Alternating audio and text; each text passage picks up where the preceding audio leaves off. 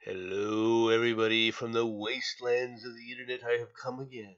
Come to bring you the news this morning. Wonderful news and updates of what's going on in our wonderful world. And of course, I have now once again snared Jensen and dragged him into our little hovel here to sit up there and go over these things. Say hello to the folks, Jensen.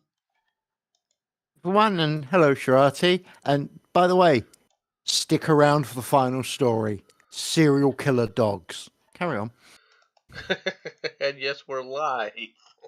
So if you don't want to be here, Sharadi, but you're welcome to stay if you like. Oh, boo. Um. I said, oh, boo. Oh, Yeah. oh, boo. Yes. So, So is that like a flu? Sharati, stick around No, for the that's final all. story. People suck.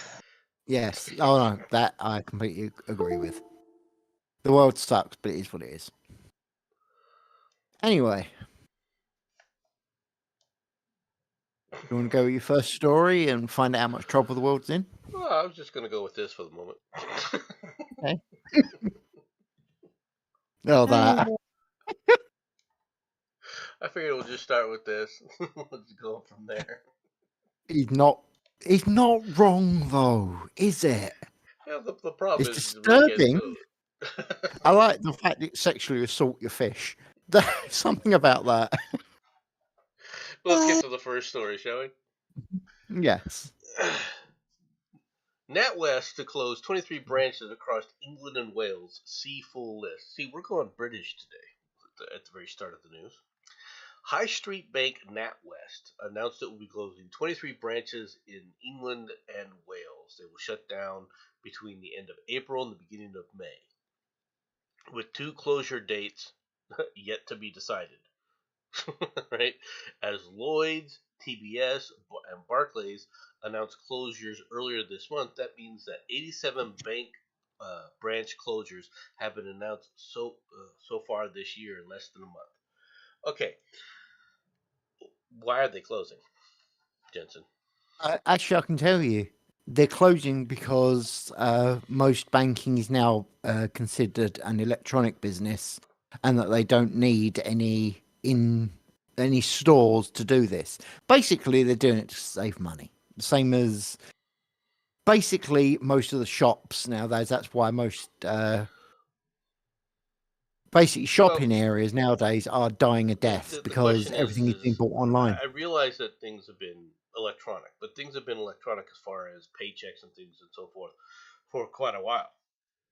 Yes, Okay, are You people people are fucking lazy. yes. Oh, well, they are, hon. They most definitely are. well, I mean, are you seeing? Are people seeing less bank traffic? Seriously. Yes.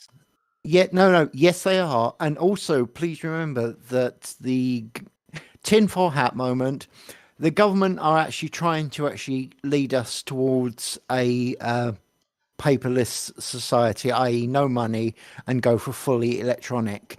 Now, it could be said, and I actually truly believe this, that this is done so as they can monitor what you're buying, when you're buying, where you're buying. And let's be completely honest, if they don't want you buying, they can just cancel the payout if they so choose. Can't see how that could go wrong, can you? What? Am I being paranoid there? I Or don't am know I if you're being being accurate? paranoid, but Hmm. I don't know if they're actually going to be able to successfully do that. Conspiratorial. No. I just don't think that they're going to be able to pay that way, do what they want with that reasonably. Good morning, Sean. Although they are moving, the world is moving in that direction You at the may be moment. right there, Nomad, but don't be surprised if I am actually accurate. I'm sorry to Oh no say. no no no! I'm not. I'm not denying that they would like us to go paperless. Okay. Um, because one of the things that people don't understand about having paper trails is tracking a paper trail isn't easy to do. You got to do physical labor. Okay. Tracking an electronic trail is a hell of a lot easier because it tells you what you're doing. Yeah. All right. Under okay, how does the internet work? Okay. The internet works by encapsulating data. Well, what do I mean by that? Okay, let's say that you want to send the dollar. Okay. Well, first of all, there's the data you want to send, the dollar. Well, who do you want to send it to? So you got to put a little thing in there that tells people who you want to send it to. All right, so it encapsulates it in a data string that says, okay, I want to send it to XYZ. All right, this is basically how it does it. But XYZ, it's like, okay, but who are you? So you have to encapsulate who you are to tell XYZ where you're trying to send the dollar to, right? And this goes through all the different computer systems as it goes through with this encapsulation. All right. And all of this is recorded, Yeah. especially in routers. Okay. Mhm. This is why getting a hold of getting access to the routers when people were demanding access to the routers during the election cycles, if you remember back to that day, why people Right. were so reticent and why the police were so reticent about releasing any of that information because they don't want people to understand what routers are actually doing. Now, routers are not capturing your data per se, but they are capturing the routing tables. They are capturing the packets. All right, from the standpoint of here's how I route this stuff. Okay, so they could track if they know the timestamps, which is also part of the data stream. Okay, because see the dollar is broken up in various different bits, and when it's broken up in various different bits on the internet, okay, one bit of data could go to server northwest, another bit of data could go server northeast, another one could go to the west, etc. Because they're made into the big loops. I think you've seen those integrated pictures where they're showing the maps of how the different nodes are integrated all over the place, right? Well, when you put the Or they data like to call back it together slides. again, you're gonna have to put the stream back together. You're gonna have to put those Yeah. packets back in the order that they were sent, right? So you have Mhm. an order to these things as well. Does this make sense to everybody? This is what I mean. But Disturbingly, yes. so if you're sitting there on these streams, right, listening in, just watching the data flow, right, which you can do. There's things called packet sniffers. All right, where and network analyzers, right, where you can watch these data streams. Yeah. Okay, and you can pick off stuff if you want to. Now, You haven't said the most important word there. You can say Okay, Lord. change. Don't forget the word change. That's probably the important one there. well, I mean, Hmm.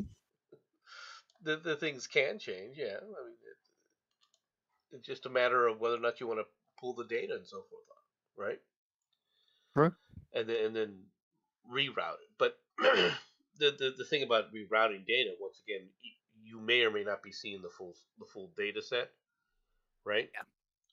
So there's ways that they could request the data set be sent to it, right, and take over, all right. But at the same time, you end up with a conflict. Okay, so there's ways around this stuff. Is what I'm trying to say. But what I'm trying to point out is for the average person, they can if you have an electronic account and you're moving money from electronics, they're watching everything. They can track it all. Yeah. They know where you're at. Okay, at least electronically. Okay, and how tough is it to say if you're doing something electronically for them to track it back to your house? All these people talk about, oh, I don't know, VPN, they can't track it. Bull. Folks. Hmm. Okay, because those packets still exist. The initial parts of those packets still exist. The re- the idea that they can't track this stuff is just nonsensical. Now, what does a VPN do?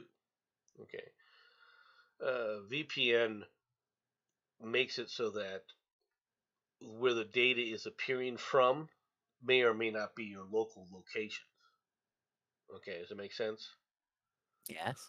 and they also do a type of encryption, right? When you're going on a VPN, right? So that even if they're listening to it, the data is encrypted to a point where the VPN stuff knows where it's routing it when it goes in and out of the VPN of where the data stream is. But unless the person is looking at it for directly on that line, they're not able to steal your data. Does that make sense? Yeah. Okay. But as far as governments go, tracking that stuff, they know where it arrived. They just start tracking back. That's all I gotta do. Well, the term Okay. backtracing definitely applies here. Yes. Right. Now, there are some countries that have routers that don't let them track very easily, which is another advantage of a VPN. Like Russia, for example. If you're making it look like you're talking to a server from Russia, right? Then Russia is not going to turn that data over when they start saying, "Hey, I want to track this." This is why they go with Bitcoin and things like that, with the scammers and so forth. Yeah. Because the end result is they're in one of these nations that's not allowing people to find them directly. Does that make sense? Yeah. Because they won't turn over the electronic data. But if there were, that's why the Bitcoin operators don't operate out of Sweden or Britain or the United States. Okay. Yeah. That's why you always hear about all these hackers are somewhere in Eastern Europe. Right? Yeah. Because the idea that they can't track that shit. Yeah. A bunch of fools. Mm-hmm. Well, there you go, ladies and gentlemen. If you want to become a hacker, move to Russia. This is your official advice. I'm not advising you to move to Russia. Notice. No, hold up. You didn't know. I don't know if you meant that, but your wording there was interesting. You said that you're not advising them to move to Russia. You did not say you're not advising them to be a hacker. Now, that's interesting, sir. Very interesting. Take it for what it's worth. Poundland to open and relocate 50 new stores. See confirmed site. Now, first of all, Poundland. Like I said, for you guys, consider that dollar store or dollar central, or whatever it is you guys call it. Okay. No. The thing is if you try to use the name of store Poundland, okay, people are going to think one of two things. Well, yeah, if you read what Oz just put, that's one of the things that will be thought of. Yes.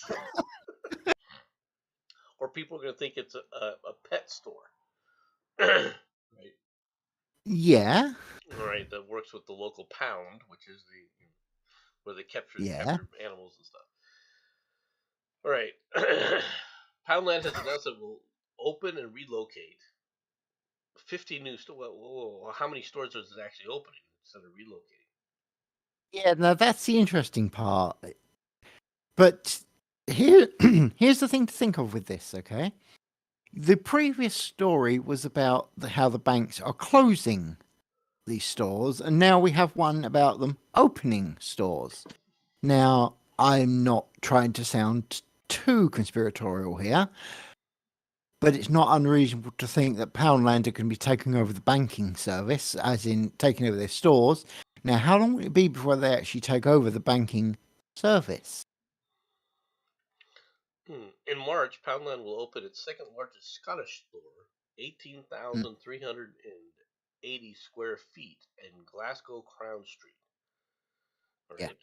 Other stores are the Spires Shopping Centre in Barnet, North London. Which I don't know anything about that. Friars Walk Shopping Centre in Newport, South Wales. Okay. I'm looking for. Impress me. I want to see you pronounce, and you know Oregon? exactly which word. No, that's not the word. Okay. Yeah, go on. Give me a chuckle. Landstret, South Wales. Llan. You almost had it. Llan. Double L for the Welsh. Double L is pronounced as Llan. whatever. Mhm. Phlegm. Yep. Okay, South Wales. Yep. How's that? Good enough. Let's face it, no one cares about Wales. It's true. All right, Wellington Center, Aldershot, Hants. What the hell's Hants? Hampshire Oh, okay. is one of the home counties. Timberley Lake, Aldershot's well Timberley known Lane, for its Castle military base. Bromwich in Birmingham, and then Yeah. Glasgow, London, and South Yorkshire. Now, Yeah. here's some commentary. Mm-hmm. Okay, you said these are like dollar stores. Yes. What does this tell you? This to me tells me that people are flocking to the inexpensive stores because they can't afford the regular stores anymore. Yes.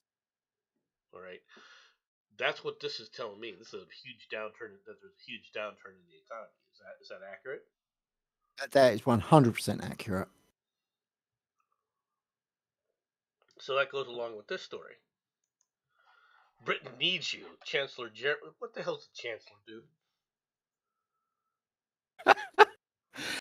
I don't actually crossing over to America. That's a bloody good question. Basically, the Chancellor is the guy in charge of the economic. So, in his specific case, he's in charge of the economic side of things. So, I actually don't know how you guys would cross it over in America. I'll be completely honest with you. Sorry to say. Jeremy Hunt begs people who have retired early or have been off sick since COVID to return to work to help the UK economy amid epidemic inactivity. Yeah. Jeremy Hunt has begged pensioners and long-term sick to return to work today to help Britain's beleaguered economy. The Chancellor made a pitch to millions of people who have taken early retirement or have been off on long-term sick leave since the COVID pandemic to return to work to fill massive skill gaps. Right? The UK has some of the lowest unemployment figures in half a century, but employment has also fallen. Huh? Yeah. No. This is important, folks, because this is happening in the U.S. as well. Yeah. All right. Understand this. All right. With a spike in people being classified as inactive. Now we don't Yeah. classify them as being part of it. This is one of the things when people were talking about. When Biden says, "Oh, the economy is roaring. We got almost no percent unemployment." That's because, but if you check the records for numbers of employed, the total number of employed have gone down in this Mm-hmm. country. So that means there's less people actually in the workforce. Yep. And guess what? Guess what relies upon all these people in the workforce? Guess what's necessary? What they do with these people? These are the ones paying income tax. Mm-hmm. Okay? These are the ones who are funding Social Security and all the other social safety net bullshit, all right, that's out there right now. And when they stop going to work, all right, there's huge gaps. This is one of the reasons why you're seeing such a massive hole in the Treasury, even though in our Treasury, record hauls have been put in by our Treasury, by the way. But the gaps have been increasing even further.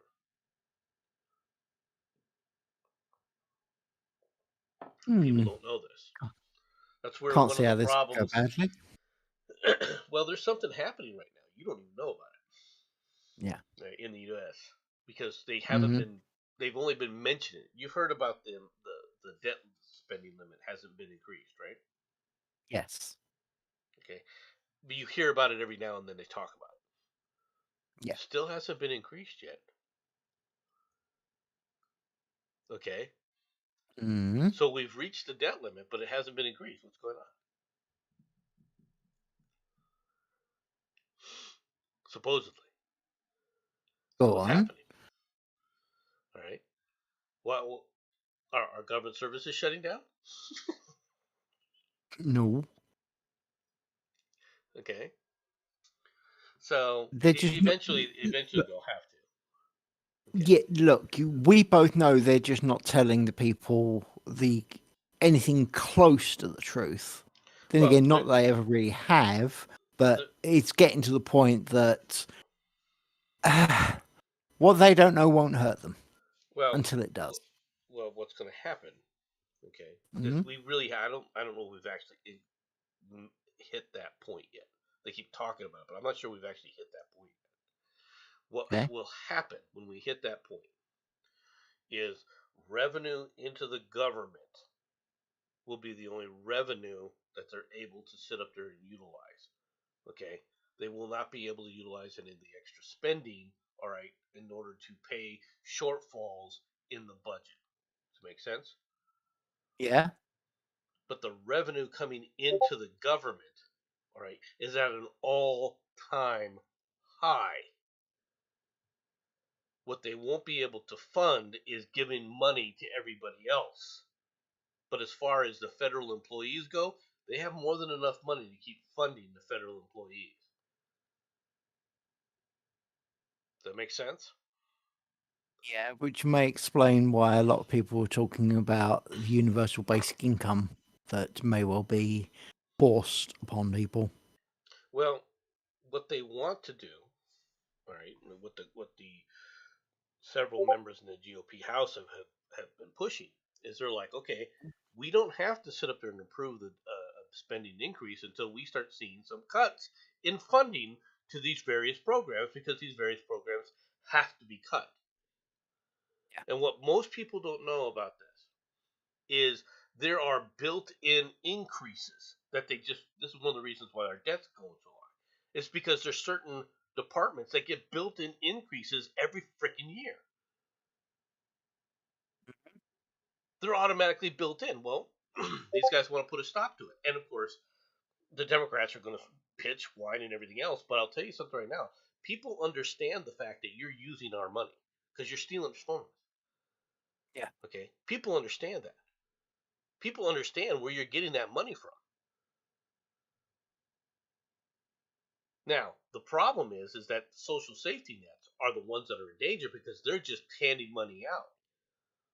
Okay? Well, they're going to get another good lesson if the House members can hold firm, right? And McCarthy doesn't betray them, right? Uh-huh. Now, the problem that McCarthy has is all he has to do is betray them once and he's ousted. Okay? Yeah, Understand this. true. All right? This is why this fight, the biggest fight that they had, all right, in the House, and the reason I'm focusing on the House because that's only one part of Congress is because guess what?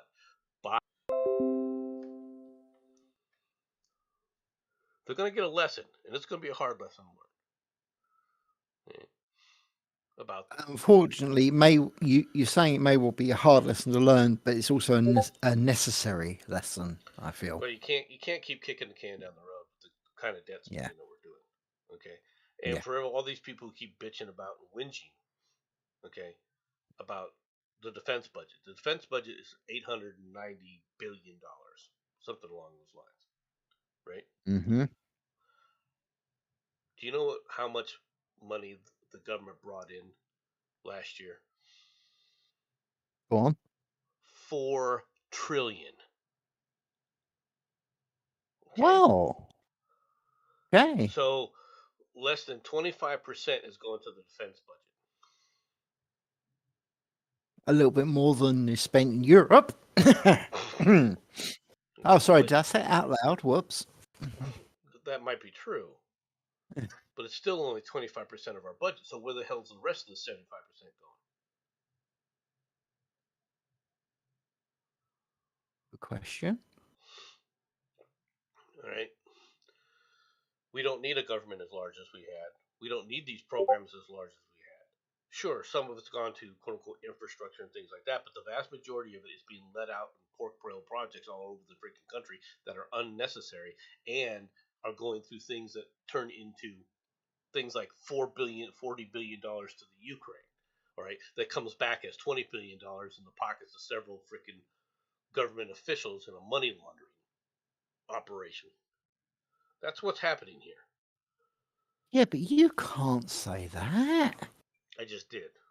I noticed. Okay. Why do you think they're listening to the Ukrainians? Well, aside from the fact that, let's be honest, the Bidens are on the take from them. Yes. Provably Yes. on the take. Yeah, Provably that's on the the best take. part. Yeah, people are just ignoring it. Hmm. It's a good job that corruption hasn't taken over the world. Oh, that's right. Yeah.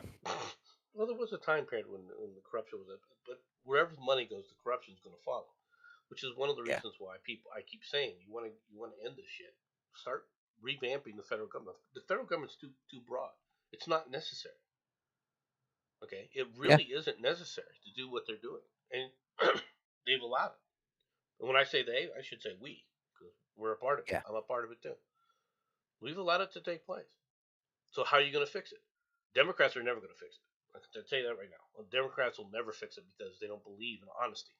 They're not honest people. They're not inherently honest. Mhm. You don't have somebody that's a trans activist and sit up there and say that's an inherently honest. They can't even be honest with themselves as to what they are. Yeah. Most people can look down and go, okay, I either have a dick or I don't. Yeah, it's a subtle clue. Mm. Might be a bit crude, you know. Not wrong though. No. Heedless woman in a topless church rampage. A topless woman broke into a church in North Dakota, ripped a large statue of Jesus off the wall, causing the sculpture to crash to the floor, according to cops who say the suspect appeared to be under the influence of narcotics. I'm shocked. Look at that Okay. picture. I would never suspect that there was any narcotics involved in there at all, would you? Police responded Monday evening to St. Mary's Cathedral in Fargo after receiving a report of a topless female damaging property. Upon arriving at the Catholic Church, Fargo Police Department cops spotted Brittany Reynolds, 35, exiting the cathedral. She had no shirt or bra on and was not wearing shoes, according to the incident report. Pictured above, Reynolds, who was detained as she sought to run from the police, was unable to answer basic orientation questions and appeared to be under the influence of narcotics. Church surveillance cameras recorded Reynolds flipping over a potted plant before ripping the statue of Jesus off the wall. Police estimated it would cost $11,500 to replace the destroyed sculpture. Charged with felony criminal mischief, Reynolds is held in the Cass County Jail. She is scheduled for a March 1st preliminary hearing. What do you mean you're scheduling her for March 1st? Yeah. I'll wait for that bit. That's a month away. Yeah. Right? This person should be scheduled for a hearing next week. Yes. Are you going to tell me that Fargo, North Dakota's judicial system is so overrun with criminals that you got to schedule it a month out? It does seem to suggest that, doesn't it? God. For a preliminary hearing? Reynolds' rap sheet includes convictions on disorderly conduct, resisting police, drunk driving assault, shoplifting, providing false information to law enforcement. Okay, now, Wow. this lends to some questions. Mm-hmm. Now, maybe people didn't hear this. This is not Florida woman. Which Jensen is No. Florida again. When you first saw this story, Jensen, you got to admit it. Oh, no, you said no. Florida. Let's be completely honest. 99% of people would look at that and go, okay, must be Florida. Could be true. But, But I want you to think of this. This was January 26th is when this report was put out, which was yesterday. Yep. In North Dakota. Okay. Yeah, And such she a was temperate area. topless and shoeless. Okay. Mm-hmm. You got to admit, she's got to be a tough bitch. Yeah. Yeah. The word nippy doesn't apply here. It is freaking cool. Well, Okay, I'm going to get in trouble for this. Nippy does apply. After all, you didn't point out she was braless and topless, so Nippy definitely applies in this situation. I mean, I'm not wrong. no, but the fact she tried to run from the police in the snow. Yeah. Yeah. I guarantee you there's snow on the ground there, folks. How can you say that? I mean, that place is obviously a desert. Heat must just be abounding. No? Oh, okay then. I don't know. Are they going to charge her with threatening the police with deadly weapons? Two spikes. Attempted to antennas on her two chest spikes. Nipplesicles. There you go.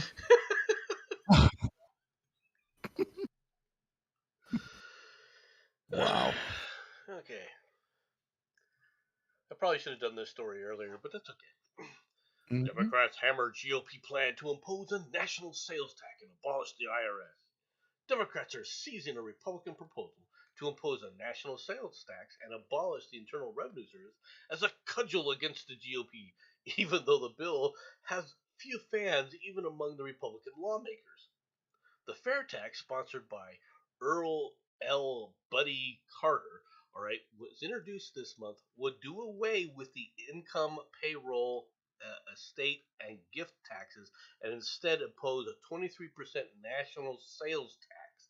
It would also eliminate funding for the IRS after fiscal 2027.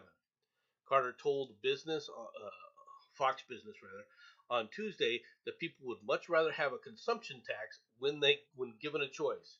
Would you actually like to see what you're actually earning every week in your paycheck? Said Andrew Clyde, another supporter of the bill this month. On Tuesday, House Speaker Kevin McCarthy appeared to respond to a question about whether he would support a fair tax by telling reporters simply no. Representatives from Carter and McCarthy did not respond to requests for comment. I'm all for this. All you jackasses that want to bitch and whinge about taxing the rich, this is how you tax the rich. Okay? All of you freaking whiny bitches, all right, who sit up there and say these people need to be paying their fair share. This is how you make them pay their fair share. This is how you make Bernie Sanders and the other millionaires and the other part of the Millionaires and Billionaires Club. This is how you make them pay it. You want corporations to sit up there and pay? Okay, well, corporations, when they buy things, now have to pay a 23% sales tax. You are taxing them. You see how this works? Folks? Do let me know when I can make my comments. Okay. But I'll only agree to this tax. I will only agree to this tax if the other part of it is first put in implemented, and that is the removal of the income tax. That's the only way I'll support this. But if you remove the income tax, you no longer need an IRS. You don't need 80,000 employees. Think about that. Federal employees, 80,000 of them. Now you don't have to sit up there and be on the dole. They don't have to be taking money out of my paycheck to pay 80,000 of these assholes. Think about it. And you're wrong, sure. Artie Jensen is allowed to comment as right now. Jensen, it's all yours. Okay, time to get the tinfoil hats. You do know full damn well that this guy that suggested this is going to be caught diddling his tax by the end of the year. Whether he has or he hasn't is unimportant. They are going to catch him and find incontrovertible proof so as this bill gets completely destroyed. How do I know this? Because it's happened over here many times and it will happen to you guys. Consider this full and fair warning. You're going to sit there and go, oh, he's just being paranoid. And in about 6 months when you see it, you'll have forgotten that I said it. But it will happen. Just letting you know now. But this right here is something that would actually be a fair tax. Yes, right. And that's why they're going to get rid of it. Because it has nothing to do with anything aside from purchasing. And guess what it encourages? Guess what this kind of a tax, as long as it's not, there's no income tax aside with it. Guess what kind of tax? What this tax does? This tax encourages savings.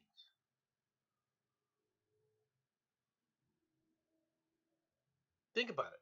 You want to bitch about the people who are, well, these people are trading stocks. Well, every time they buy a stock, you get a 23% surcharge going to the federal government. Think about Oh yeah. it, right? You're all upset about Wall Street and all the money that they're getting doing speculation and everything else. This will dampen it.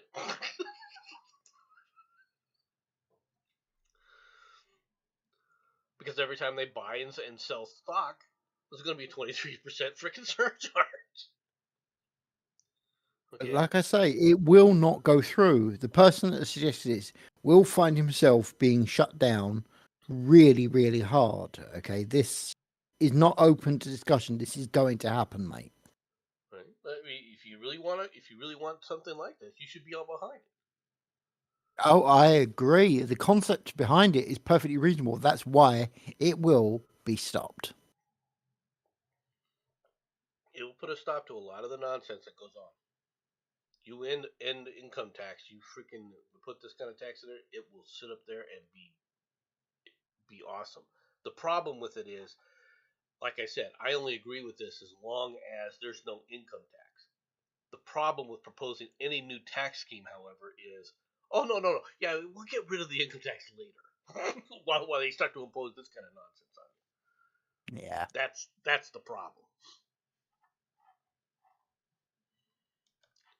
Then, of course, they'll just rename income tax to something more palatable. It'll still be the same, but it would basically just have a different name. So, therefore, it must be different because it doesn't sound the same. Yeah. But all the people, all the rich that you see when they're running around with their little jewelry and everything else that they have to purchase and everything, you start making it so they gotta buy that stuff. When good old Trump sits over and buys a golf course somewhere, guess what? You see how this works, folks? Mm-hmm. It's very effective. This would actually do a lot to get people to start thinking about things. Would it hurt the economy? To be honest, initially it'll hurt the economy. As you transition into this, it would hurt the economy because people start to, sure, they'll have more money in their pockets, but they'll also be looking at, okay, but everything I'm buying is now that much more expensive. Yep. Overall, eventually, it would be a good thing, but you'd have to end the income tax first, and that's where the real problem is. Okay, from TMZ. Rodney King's daughter, Tyree Nichols' family can't prepare for the heartbreak to come. Well, first of all, Rodney King's daughter, uh, I've got something to tell you. Your father, all right, as far as I'm concerned, yeah, he got beaten. There's no doubt about it. Because he was a drug-addled loon that was trying to escape the police and throw the police off.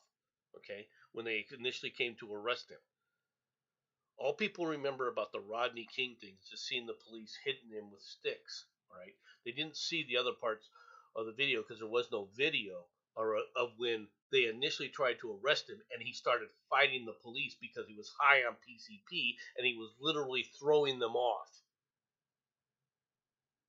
Mm-hmm. That's not the case here, I don't think, but I'm not going to prejudge this either. Rodney King's daughter knows Tyree Nichols' family is going to be in a world of hurt for a long time once the world sees the extent of their loved one's fatal beating, and she's offering some advice before the body cam footage is released. Laura King tells TMZ the pain her family went through after her father was brutally beaten by the cops was indescribable. Yeah, I really feel for you because you were already going, oh, where's the lawsuit for the money? That's what this bitch and her family did. Oh, look how much millions we're going to get from the LA County Police. And they got it. Oh yeah. Yeah, oh yeah, she was describing the pain. All right. And the whole thing continues playing a loop in your head after seeing the video, as Tyree's family has. While she's trying to offer some guidance, she also notes nothing can really prepare them for just how heartbroken they'll be while going through the legal process and watching the public's reaction. Oh, you were heartbroken about the public's reaction? Really? Heartbroken.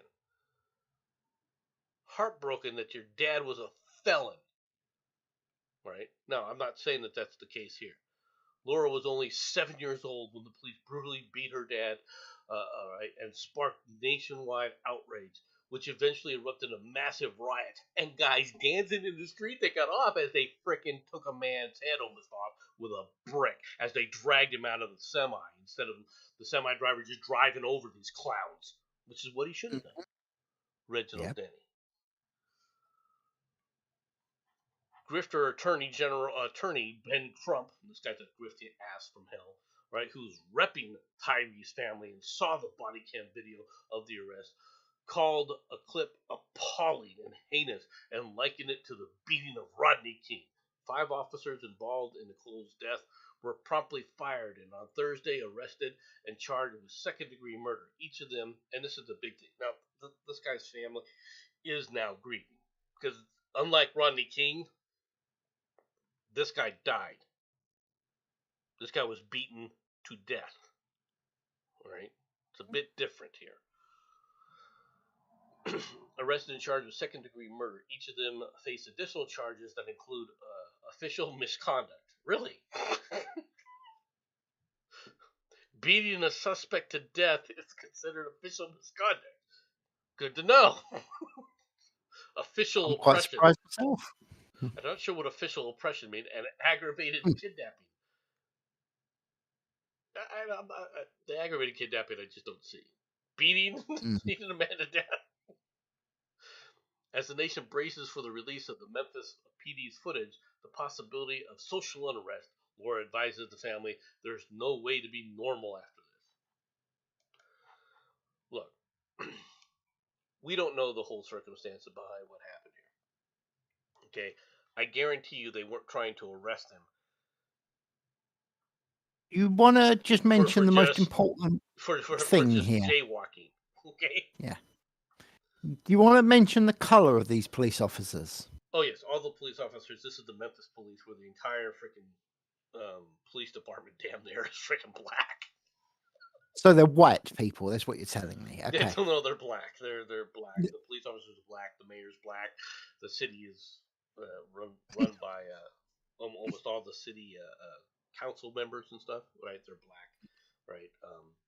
This is a city that is very similar in that regard to New Orleans, right? As far as the demographics go, very, very large, overwhelmingly large population of blacks in Memphis. Okay, that's not an excuse for anything, right? And I'm not excusing these officers or saying that these officers did anything right or wrong or anything else. I haven't seen the footage. I don't know what's going on with this. Okay. Yeah. I will say, however, that this man is dead. And I will point out to you that I suspect, now I could be wrong because we haven't seen the footage. And I'm willing to be wrong in this case. I'm willing to admit that it's very possible that maybe these cops just woke up one day and said, this guy, they said, okay, you're under arrest. And he said, well, screw you. And that's all it took. and they beat him to death. It's very possible. Right? I doubt that happened. Okay. The important question is, how long will it be before they blame Trump for this? Well, the idea, and this goes back to something I've been trying to warn people about, and I've said this many different times. It used to be, right, that if you resisted arrest, anything that happened to you was your own fault. In this country, people held up the initial thing of you are the primary person responsible. So if this guy, and I'm going to be real blunt, in my opinion, if this guy started to fight with the police or was struggling with the police, as far as I'm concerned, I have no problem with what the police did, except at this point. Now, maybe they took it too far. I don't know. You could say, well, he died, so obviously he took it too far. We don't know if there's other medical conditions that were a part of this or anything else. Okay? It's going to be bad. We know that. We know this guy's probably got hit several times. Right? But I've said this, and I'll say it again. Okay? if you start a fight with the police, they are going to bring in overwhelming force. That's how it works, Yes. right? That's how violence works. The ideas of chivalry, where it's one man on one man, with an Irish stand down. Folks, it doesn't work that way. No.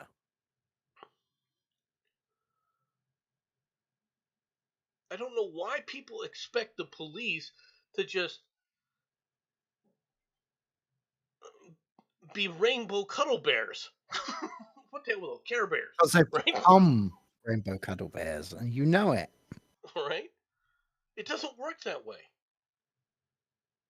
Hmm. The police are going to bring in overwhelming force and put a stop to whatever violence that they saw from you, right? As quickly and as efficiently as possible. It used to be they just shoot people. Okay? I'm going to be real blunt. If you started fighting with the police, oftentimes it ended in a bullet. In the old days, Dude, well, there's just no don't question. say the good old days. Don't say that, right? I know you're thinking it, but don't say those words. Don't fight with the police. Well, but then they can oppress you and everything else. We have a system, whether you like it or not, called the legal system to prove you right in court. Don't fight with the police. You fight with the police, this kind of stuff can happen. Yes. This is where the problem is in our society, and it's not just in the black community. Although in the black community, what they do is the press, sensationalizes it. They focus on it. They don't talk about the times that a white person gets bludgeoned to death by the police because he started a fight with the police. You want to know why? Because most people will look at the white guy starting a fight with the police, said he started a fight with the police, and then go, he got what you deserve. The black community doesn't look at it that way, and there's a reason for that. I'm not going to deny that the reason for that doesn't exist, because black guys were hunted at sometimes when they quote unquote stepped out of line because they were wearing their uniform, right? That they had just got out of like World War One, right? And they were wearing their uniforms, all right, because they were proud of their service. And certain individuals said, "Well, that's enough of that," right? And they did get beaten and they did get lynched. Those things did happen. But it hasn't been happening lately. Okay, where the police have been bombarding these areas. In fact, it's been the other way around, and it's not getting better. It's getting worse. Why? Because thugs are getting this kind of treatment. Gray in Baltimore, right, who ended up dying in police custody. Well, if you take a look at the evidence, and they charged these police officers too, but if you look at the evidence, okay, the evidence pointed to the fact that he was arrested, put inside a van as they were going through arresting various people, and he intentionally harmed himself so he could claim police abuse. Yeah. That's what the evidence showed. Now he died, right? Because he actually was monkeying around and actually basically broke his neck, right, against the door handle. Right? None of the other prisoners, by the way, had any contusions on them. Right? And they Of course. and they and they said that no, he did it to himself. If you listen to their testimony.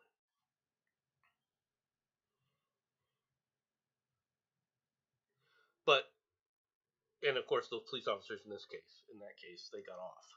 Right? They were found not guilty, thankfully. Yeah. But guess what? Gray's family was still paid millions of dollars by Yeah, Baltimore County and the Baltimore Slough. Right? Hmm.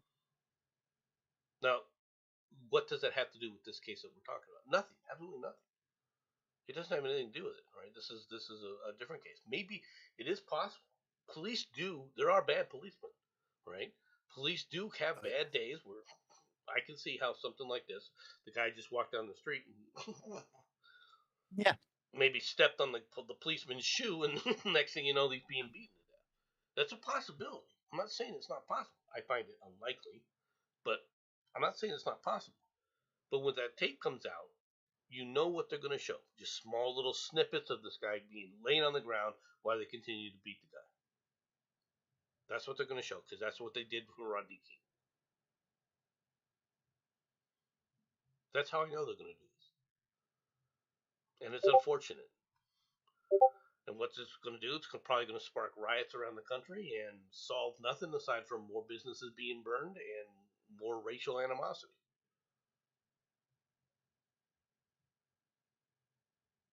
We have a system. We have a legal system. You're to fight for your rights in court, not take it upon yourself to enforce it against the police, because you will lose. They're going to bring overwhelming force. I can't be any more specific than that. Yeah. Don't believe me? A Michigan man dead after pointing a laser and opening fire at a police helicopter. Michigan State Police shot and killed a man who pointed a laser and fired at a police helicopter on Tuesday. The incident happened around 8:30 p.m. when a helicopter circled north downtown Detroit, according to police. A 33-year-old man, whose name has not been released, had been staying in an abandoned home at the time of the shooting. Two state troopers shot and killed the suspect, who recently moved into the home. In the video, the man emerges from a second-story window, pointed a green laser at the aircraft. "We got somebody hitting us with a green laser on the rear of the house on the upper window," the helicopter pilot said. Moments later, the man exited the house, aimed a long gun at the hovering helicopter before opening fire. Now there's someone standing in the backyard right now. They're in the backyard. The pilot, he might be armed. It almost looks like he's holding a long gun and pointed at us. Yeah, he's shooting at us right now. He's firing rounds. He's got a long gun, extended magazine. All right. Police recovered 5 firearms at the abandoned home, including one the suspect had used to fire at the aircraft. They found multiple weapons and ammunition stashes throughout the house, as if it were set up for some type of ambush or security purposes or whatever, said Lieutenant Mike Shaw, according to Fox 2 Detroit. The helicopter didn't suffer any damage from the shooting. The two state troopers who killed the shooter are only being identified as a 2-year-old veteran and a 9-year-old veteran of the Michigan State Police. They both are on leave pending the outcome of an investigation. You're going to shoot at okay. This is something else that's Hollywood. How many times do people shoot at helicopters and helicopter blows up, right? That's Hollywood. Rather unusual, isn't it? It's Hollywood. Yeah. In the first Rambo, okay, there's a helicopter. The guy throws Rambo throws a rock and hits the windshield and cracks the windshield of the helicopter. Okay. No. Okay. Okay. I'm going to tell you right now. No. It's not going to happen. Okay? Do you realize how close you have to be, right, to be able to do that? With the rotors spinning and everything. Do you realize how close you have to be? Ridiculous, I know. Right? It's Hollywood. Is it theoretically possible? Those blades would have to be so close to the tree that you should have been hitting the trees. Okay? Yeah. Just put it out there. He'd have been blown back, all right, because of the rotor wash. Yeah. Right? If he's able to throw a rock at that speed to be able to hit the windshield. And what's more is those things tend to be, I don't know, reinforced glass. You're not going to break them with a rock. Okay? The idea is that you just shoot a helicopter. How many times did you see those stupid movies? The guy with a pistol and he takes deadly aim, and he's the greatest shot in the world, and he fires and he blows up the helicopter. No. No.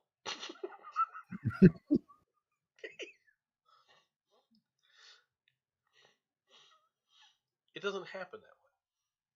No. In Vietnam, how many helicopters were shot down? I guarantee you they weren't shot down by AK-47s. Now, it's theoretically possible with all the different AKs that are firing that in those situations it's possible to penetrate. All right. But most likely Yeah. it was a heavy system like, I don't know, 50 cal. Yeah. Which has range, which has speed, and it has penetrative power. Okay. Yeah. Yes, you can shoot down aircraft with 50 cals. Okay. But this guy, from the way they were talking about it, this guy was probably out there with an AR-15 thinking he's going to play Rambo. Did you listen to the police?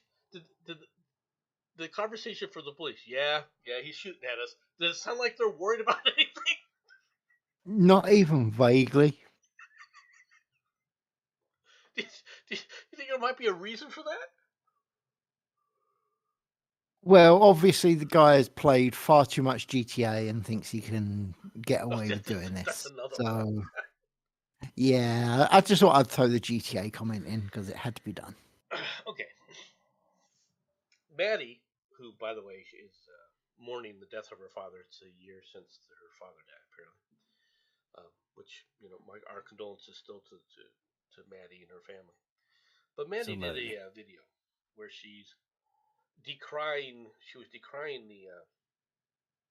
the constant people saying that there's sexism in gaming. Right? It's a good video. You can check it out.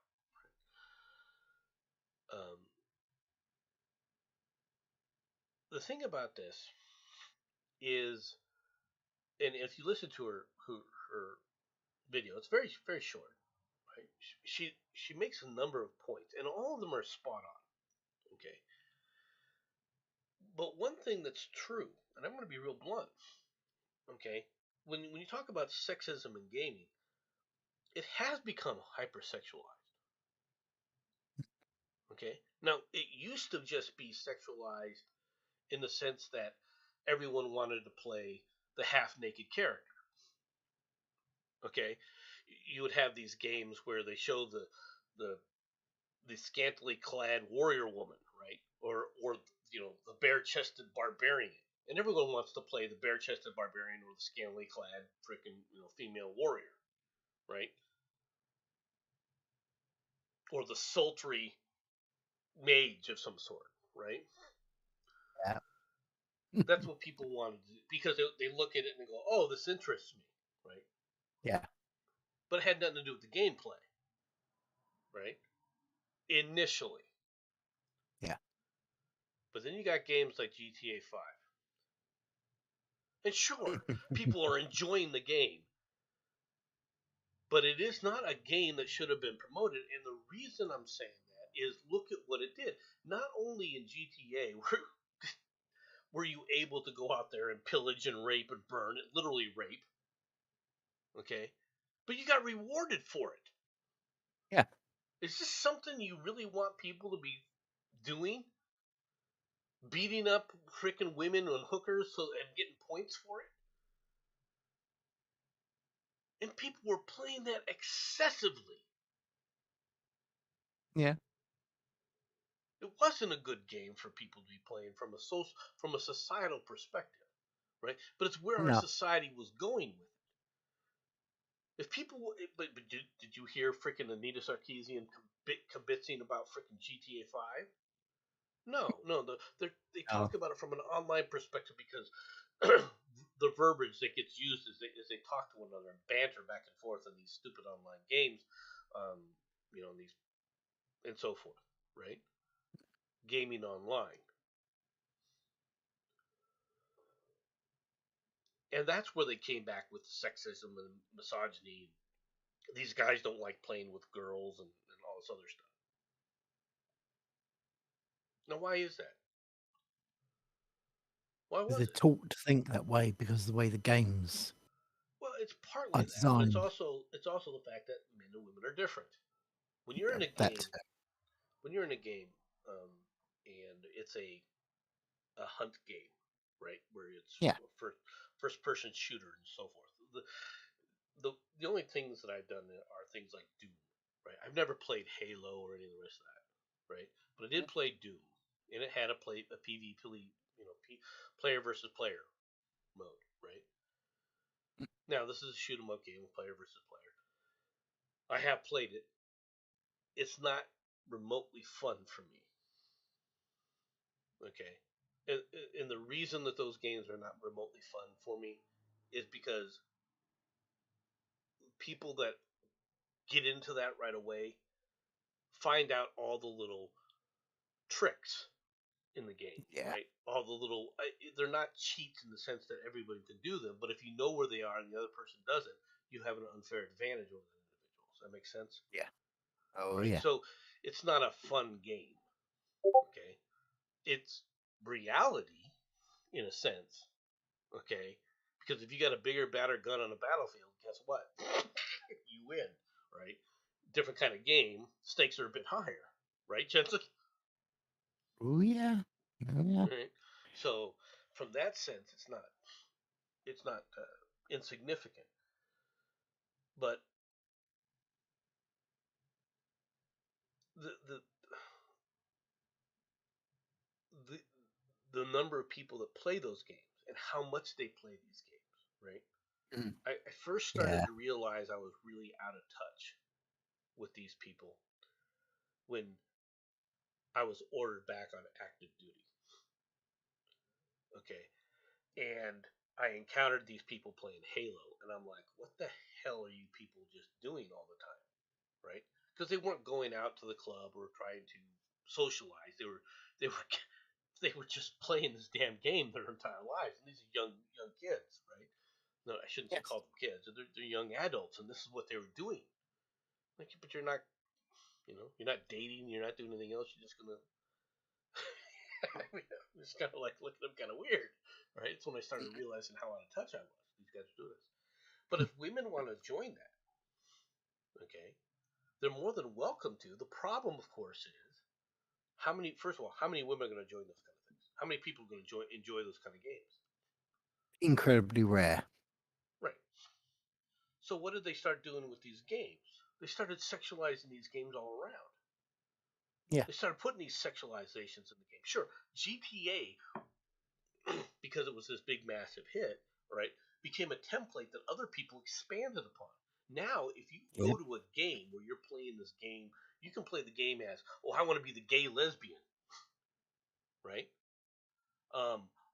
We gotta have a transsexual character in this game. I want to be able to play myself as a transsexual in an apocalyptic world, right? Yeah.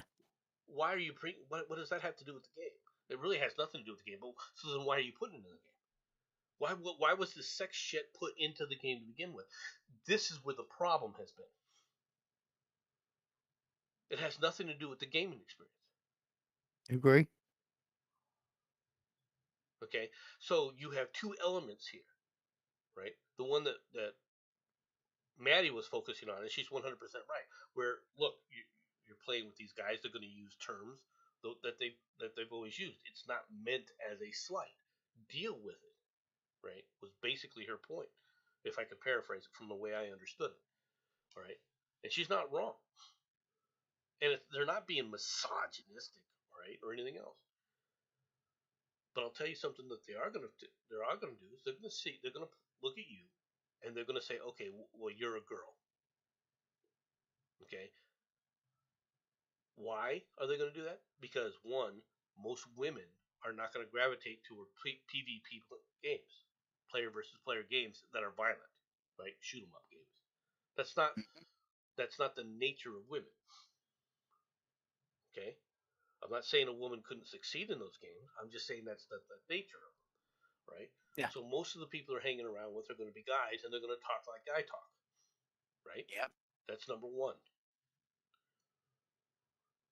Number two is when there is a woman that's there that comes in. Not only are you the white elephant, okay, You become even more the white elephant if you're good. Yeah. Okay? That's reality. Yeah. It's not saying it can't happen, right? Because it does. Oh yeah. But how many of the women are doing that kind of stuff? How many women are engaged in that? When people Well, talk about, this is my view of society. I'm going to go on a little tirade here, not really a rant per se, but from my point of view, all you guys that are playing these PvP games, you're missing out because you're driving the women who are looking for a mate into the arms of other women yep. because you're not around. And you leave it open, you leave that field open, all right, to the worst dogs, the worst male dogs. So their view of men, all right, you've now expanded and concentrated on the guys that go around and whore around. The male sluts, if you want. The gigolos. You've ceded the field to them. All right? Women don't like those kinds of guys. Oh, they'll bed them here and there. Don't get me wrong. Yeah. But Blah, blah, blah. All I'm saying is it comes with strategy. what? Sorry. What? It comes with strategy. If you're good at PvP, it comes with strategy. Yeah, except the point is that most PvPers nowadays go for being offensive to win, i.e., they make the comments that get on your nerves, which cause you to make mistakes. Is that a strategy? Yes. Is it a good strategy? Well, that's a questionable statement because, after all, winning. Snarky and hippie and come back at them. It usually gets bad on their nerves, and then they can go crying to their mamas. And at that point, you're accused of being the. I'll just use the term misogynist because you've used the same sort of language against them, and you are now the bad guys. The problem I is, really never cared. Can you say that about sorry, most what? women, though, Shari? No, Say that about I'm most saying that's people. what they should do. Right, but you can't even say that about most people, let alone most women. And Mm-hmm. I point that out because women use words, all right, for manipulative purposes. What most women don't, and I'm going to Yes. sound sexist, I know here, Manipulative, yes. Manipulative, absolutely. right? What women tell themselves though that isn't true is that they're better at it than men. hmm Mm-hmm. You're not. Men and women like to manipulate the opposite sex. Oh yeah, Ask but Quinn if you don't believe me. no, that's it's not a matter of doing it. Women just have gotten into their minds that they're better at I it, and never men. said that we were better at it. I said that women like to manipulate the opposite sex. I'm going to butt in time. I think that women are better at being manipulative than men. It's kind of how I know. women control. And you can shut Oz up. just Hey, said, you know that, or as I'm butting into what you're saying, Oz just said, you know that I am better at it in reference to himself. I'm not saying that there aren't outliers that are better at manipulating, but it's a standardized thing for women to manipulate men to get what they want to succeed in their life. Now, I'm Oh, not I saying get it's a what I bad thing. want. I'm just saying it does happen. That's all. I absolutely got what I wanted. I got my husband. I've been married to him for over a decade. I've been with him for longer than that. I Yep. got what I wanted. And do you freely admit that you used manipulation to do so? Absolutely. Then I have no problem with what you did because he knows it, you know it, and you've now told everyone. Therefore, it's He's out in known the it for open. years. Oh, I'll be very surprised if he didn't. Okay. That's not the point, though, Jensen. No. My point is this: far too many women believe that they're better at it than men. Yes. That they're better at using verbal manipulation than men are. And I'm not better at using verbal manipulation. I'm better at using what's mental manipulation. My husband is better Emotional. at using physical and verbal manipulation. Yeah. You might want to change mental manipulation to emotional manipulation, hun. It's the woman's speciality. Men like are when- more physical. Mhm. You almost said something there. almost. I said I like what I said. Oh, fair. On to the next story, though. We've beaten this dead horse down. Okay. The reason I brought it, well, let me, one last time along these lines. The reason I brought this up is women get upset when a man is able to throw it back in their face immediately. Yes. Guys tend not to do it because a mad woman is Because when you never feel that, fun to deal with. Okay. So when a guy throws something into a woman's face, he's really annoyed with her. All right. Generally, It's not that yeah. they can't; they just don't. They don't. Yeah. Goes back to what you were saying, emotionally manipulative. Yeah. But if you're going to do that with a game, you're not talking about the woman being right there. You're not talking about the players seeing one another, right? You're talking about they're just caricatures on a console and a voice, a disembodied voice. Yeah. Right? that's why it's fun to be snarky. You? Snarky? When has On to that the next ever happened? On Who to the would next have known? Move Pfizer on with your employee attacks stories. journalist after video release on COVID vaccines. Pharmaceutical giant Pfizer may have theoretically been exploring mutating the coronavirus themselves to develop future vaccines. That's according to a newly released video from investigative reporting outlet Project Veritas. The company's Twitter account posted a video Wednesday of a Pfizer employee, Jordan Tristan Walker, claiming that the company had internal discussions to that effect. While it's unclear if the person in the video was accurately describing Pfizer's intent, it's notable that such concepts have been have even been considered by researchers. The full-length video explains that the Pfizer employee denied that such a practice would be considered gain of function. Uh, Instead, he described the process as directed evolution. Essentially, they could tailor future booster doses to variants before they emerged publicly. Okay, there's a huge issue with this. Okay, and it's not what you think it is. Okay, the fact is they were going to target variants. Okay, Yeah. they would let a variant go out there, then they would target that variant. They would a variant out there, they were going to target that variant, etc., etc. Well, I can hear people already. Well, what's wrong with that? What's wrong with that is you're not putting out a broad-based vaccine to kill the entire coronavirus. Why would they do that? If they kill the entire coronavirus, they're not going to make half as much money.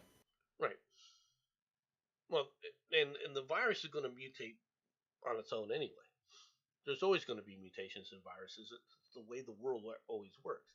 But instead Then of you coming up with haven't a seen the broad-based James antibiotic that would be effective against all of them, they're using something targeted for this.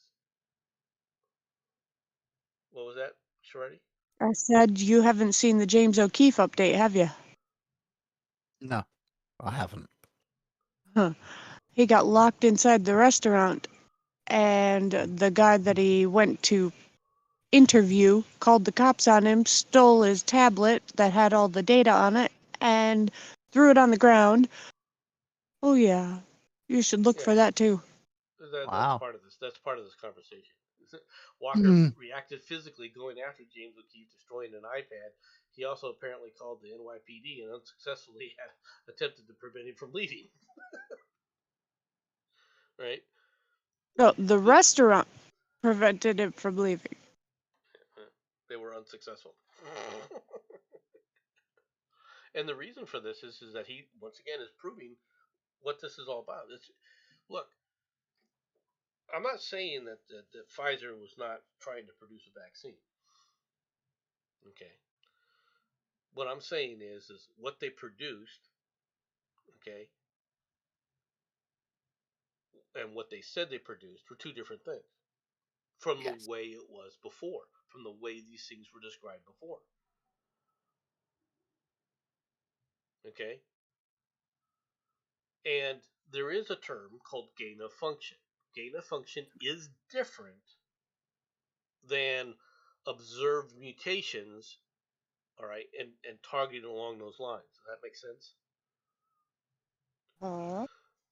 The problem with the idea of observed mutations is that may or may not be the variant that you run into. Okay, but gain of function is you're trying to get a virus to be able to do not just something else, all right, but an additive effect. Does that make sense?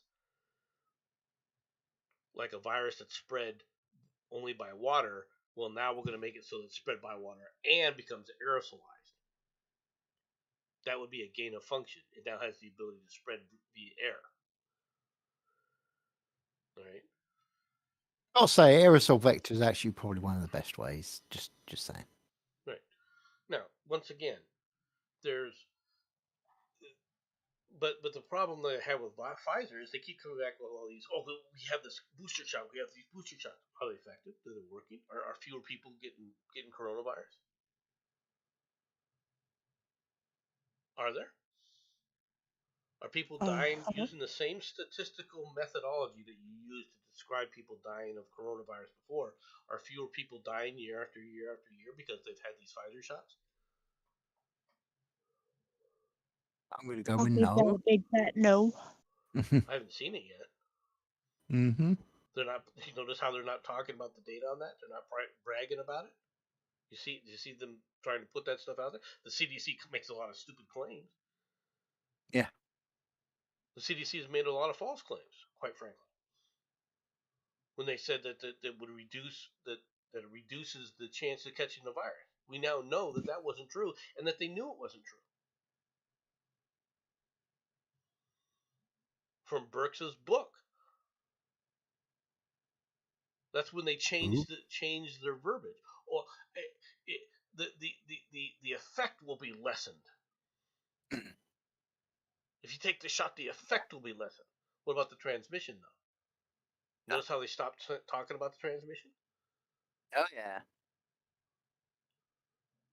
Why do you think that is? Because it's provably false.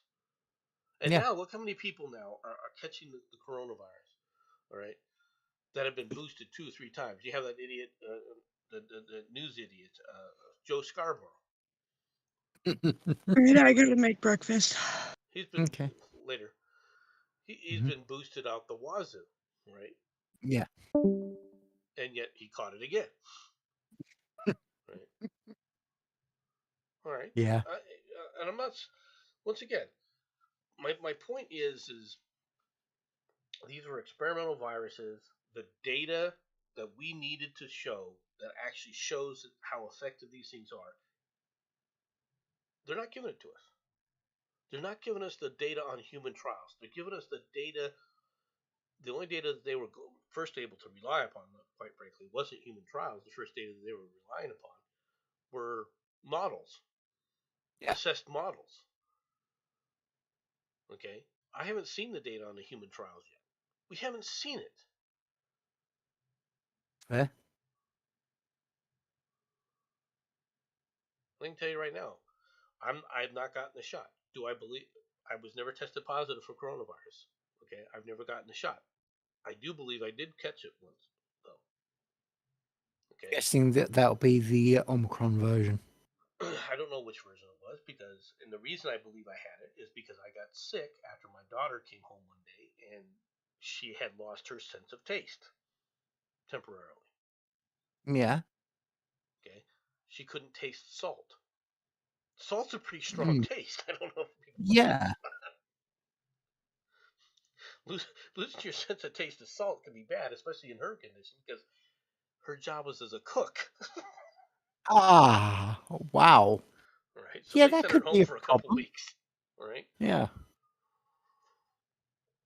And we went through all the little protocols, and she got tested and everything, right? And she came out negative on her test. Mhm. But Hmm. the experience says not this is probably coronavirus, right? I mean, these tests aren't perfect, Yeah. right? They're not. No, I agree. Okay. And she's all better now. I'm all better now. I mean, I was only sick for a few days. Okay. But there's no way to prove that I was sick or not sick. But the idea that everyone was terrified of this disease and that people were going to die in the millions and millions throughout the country was always overstated, in my opinion, right? And the reason behind that was because if you looked at who was most negatively affected, there were people that had other conditions, other mitigating factors. The people who were dying of this disease had other mitigating factors generally. I agree. And no matter what they tried, nothing seemed to be working against it. The masks didn't seem to help. Okay. The the shots didn't seem to help. Don't seem to be helping now. Okay. They don't. Oh, and I'm not talking about this specific individual or that specific individual. I'm talking about overall. Generalized. Yeah. I mean, most of Britain was inoculated, right? Mhm. And yet, most of Britain was inoculated at a time period when it was listed as the highest rate of infection, wasn't it? Yeah. You know, you can call it anecdotal evidence if you want, but it seems to me that these shots weren't nearly as effective as people were claiming they were. No, they weren't. In my opinion. And yet, our government's turned over billions and billions and billions of dollars to companies like Pfizer, you know, big pharma, right? The supposed enemy of the left that they just threw me billions and billions of dollars to. Doesn't make a whole lot of sense. Does that surprise you? No, it doesn't. Any Yeah. more than this Yeah. doesn't. All right. Ukraine confirms withdrawal of troops from a battleground town of Soledar. Mm. Right. In order to preserve the lives of service personnel, the defense forces withdrew from Soledar. Ministry spokesman Seri Cheravati. I'm not trying to butcher your name. I can't pronounce it. All right. Was quoted as saying by state broadcaster Susplin. All right. His remarks were the first Ukrainian confirmation that the Russian forces have captured Soledar, which is in the Donetsk region. Our forces fulfilled their main task, not allowing the enemy to systematically break through in the Donetsk region direction. All right, he is quoted as saying. He said that the Ukraine defense line at Soledar had prevented the Russian forces, which invaded Ukraine 11 months ago, from breaking through to its rear lines. Cherzanvati said the Ukrainian forces had at no point been surrounded in Soledar during the fierce fighting and that no Ukrainian prisoners of war had been taken. Yeah. Soledar had a pre-war population of 10,000 and became the epicenter of Russia's assault for several weeks in the beginning of January, and fierce battles raged for control. Now, let's talk about what this was. This was uh, an offensive had started last summer, right? Yeah. Where the Ukrainians went on the offensive, right? And they were successful, right, in beating back the Russians in several major areas, okay?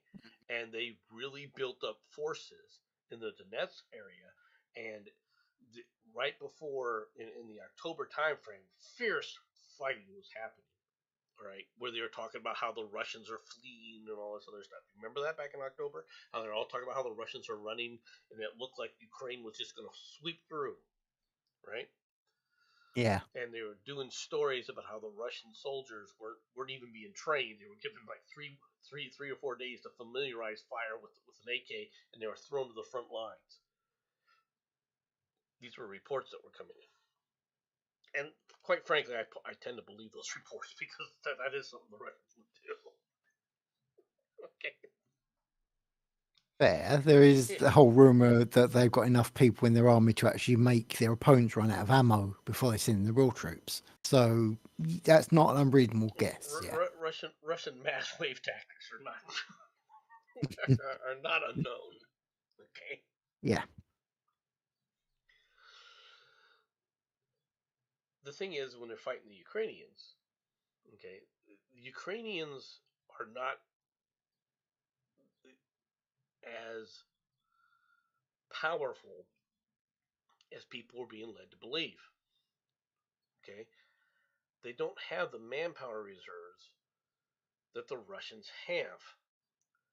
Yeah. And basically, what you saw was their offensive ended, and then the Russians counterattacked. Mm-hmm. Now there are several commentators, all right, on YouTube that were lauding how quickly the Ukrainians were going through this, and that the fighting was that the Ukrainians were winning, and they're winning, and they're winning, and then all of a sudden this happens where the Russians counterattack. Yeah. Okay, and in this region they almost surrounded Ukrainian divisions.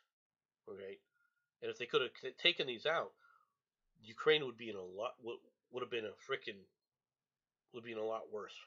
Which is why they're all crying for American tanks. And they're all crying for the Leopard 2s. Now, the problem that the Ukrainians are going to have is between a Leopard 2, an M1, and a Challenger. Mm-hmm. Okay? They don't all use the same ammo. Number one. No. Number two, how many tanks are you Brits shipping them? 14. Yeah. Hey, in our defense, how many are you guys shipping them? Don't know. 1 battalion total, apparently. A battalion? Mm-hmm. What is a battalion? Let's take a quick look here. Yeah, that's what they were saying on the news this morning.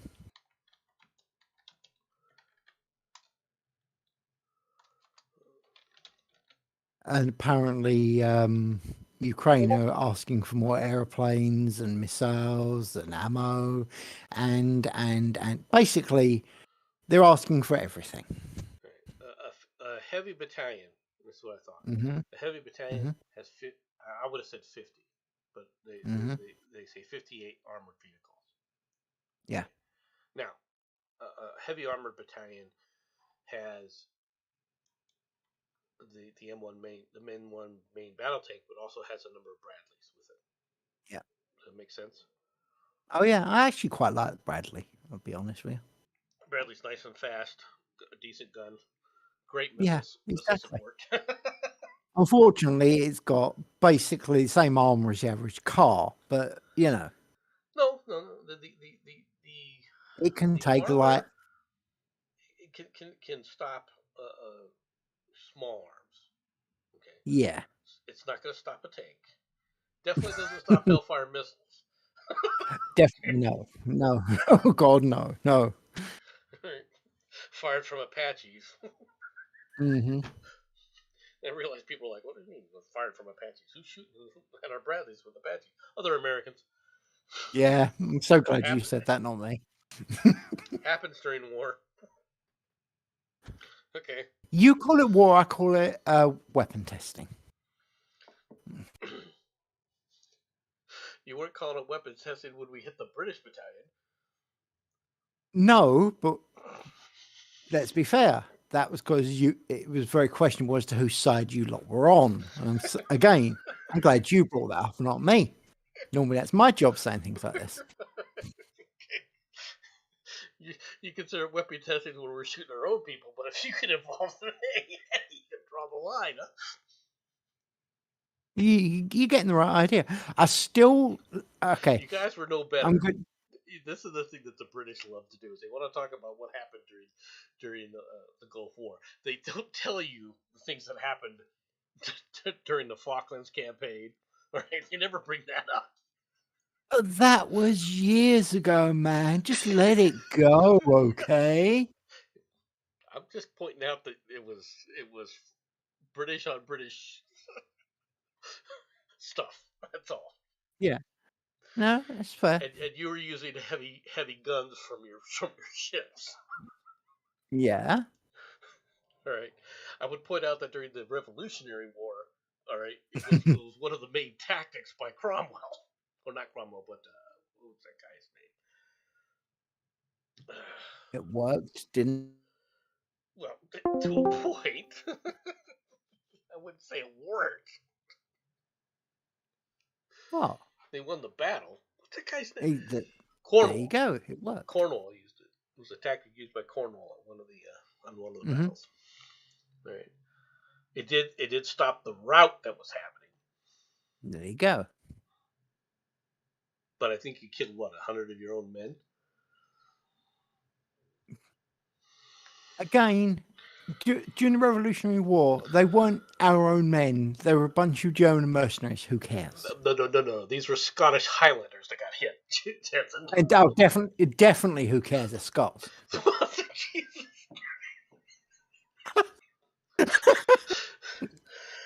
You weren't expecting that one, was you? No, I wasn't. All right. Holy cow.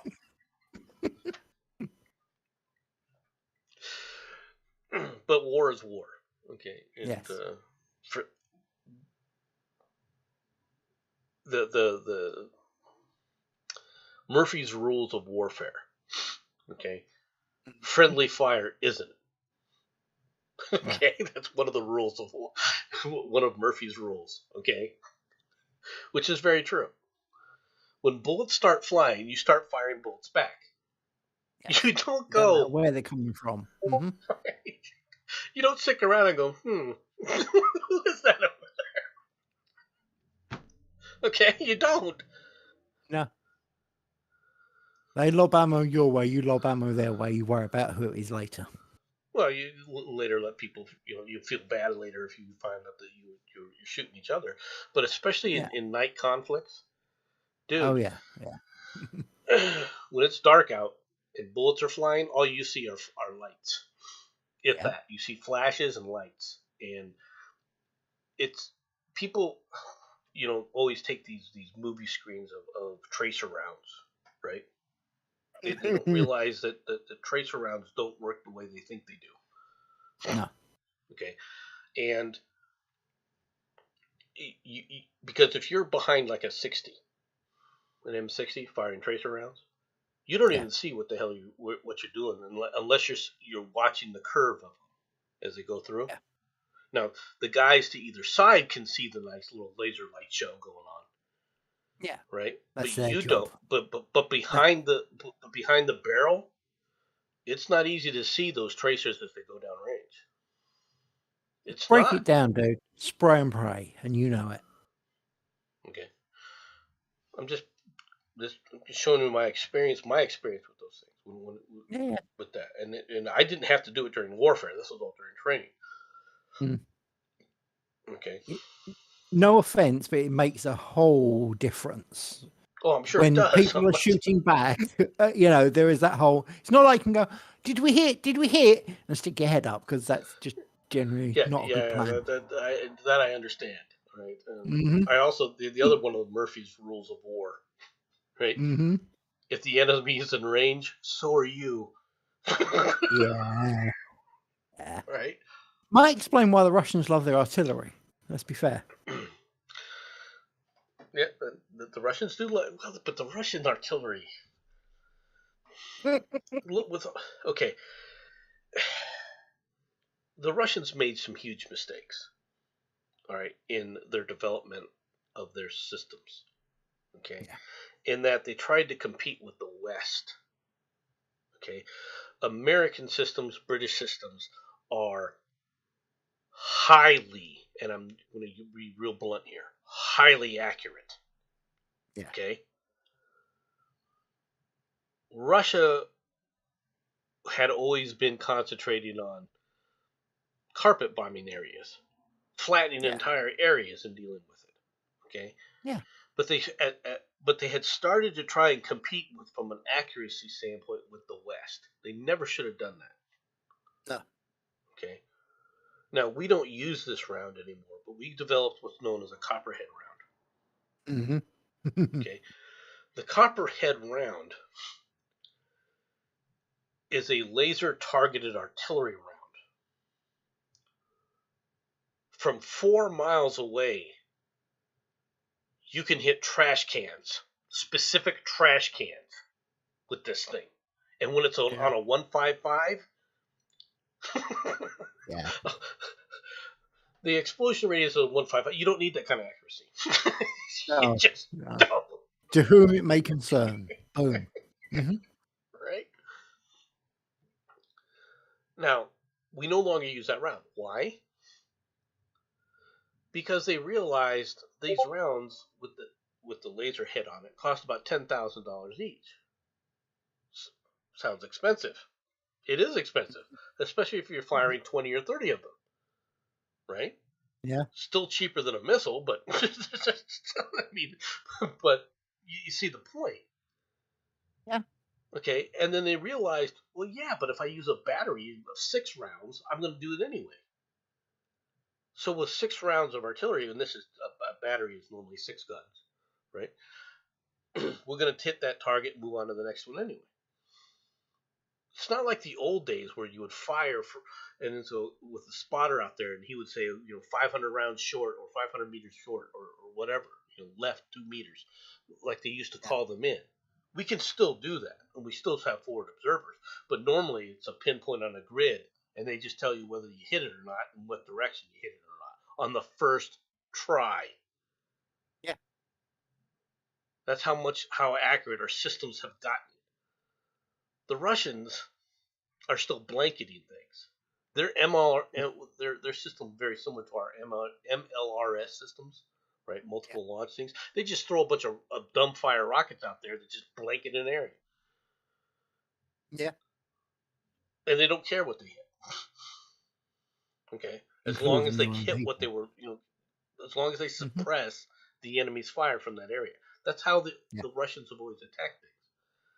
They never should have attempted to try and get the kind of accuracy that the West ever did, because they just were never going to develop the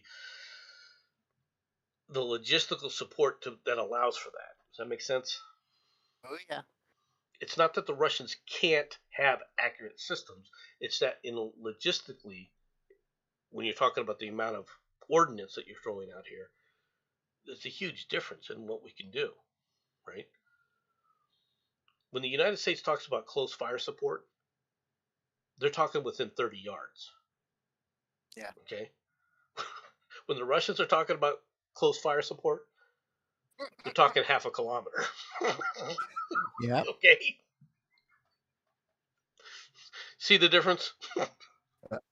Nah, not at all. Not even vaguely. But the biggest problem that the Ukrainians have against the Russians is the Russians just recently called up 3 million new men. Yeah. The Ukrainians don't have that. They don't have the force to deal with that. Yeah. So we're sending them 58 tanks. Well, an armor brigade, right? Probably about 30 tanks. Okay. The Germans, what are the Germans going to give them? Who knows, right? They'll be lucky if they get one. I'm going to be real blunt. Don't trust the Germans, folks. From what I've been told, okay, what Germany's doing is a little bit different. They're not actually sending that much. They're just allowing other people that have access to the German tanks to send them along.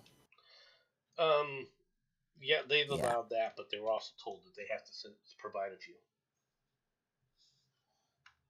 They don't have that many working tanks, and you know it. I know they don't. Although they did, although you did send me that video of their new prototype.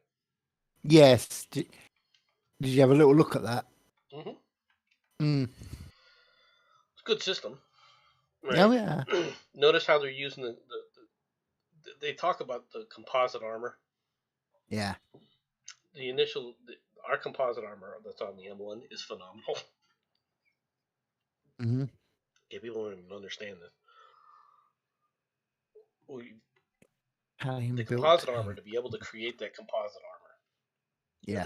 there are so many breakthroughs that you have to do from a technological standpoint. Oh, Just yes. knowing that what the composite is made of isn't good enough.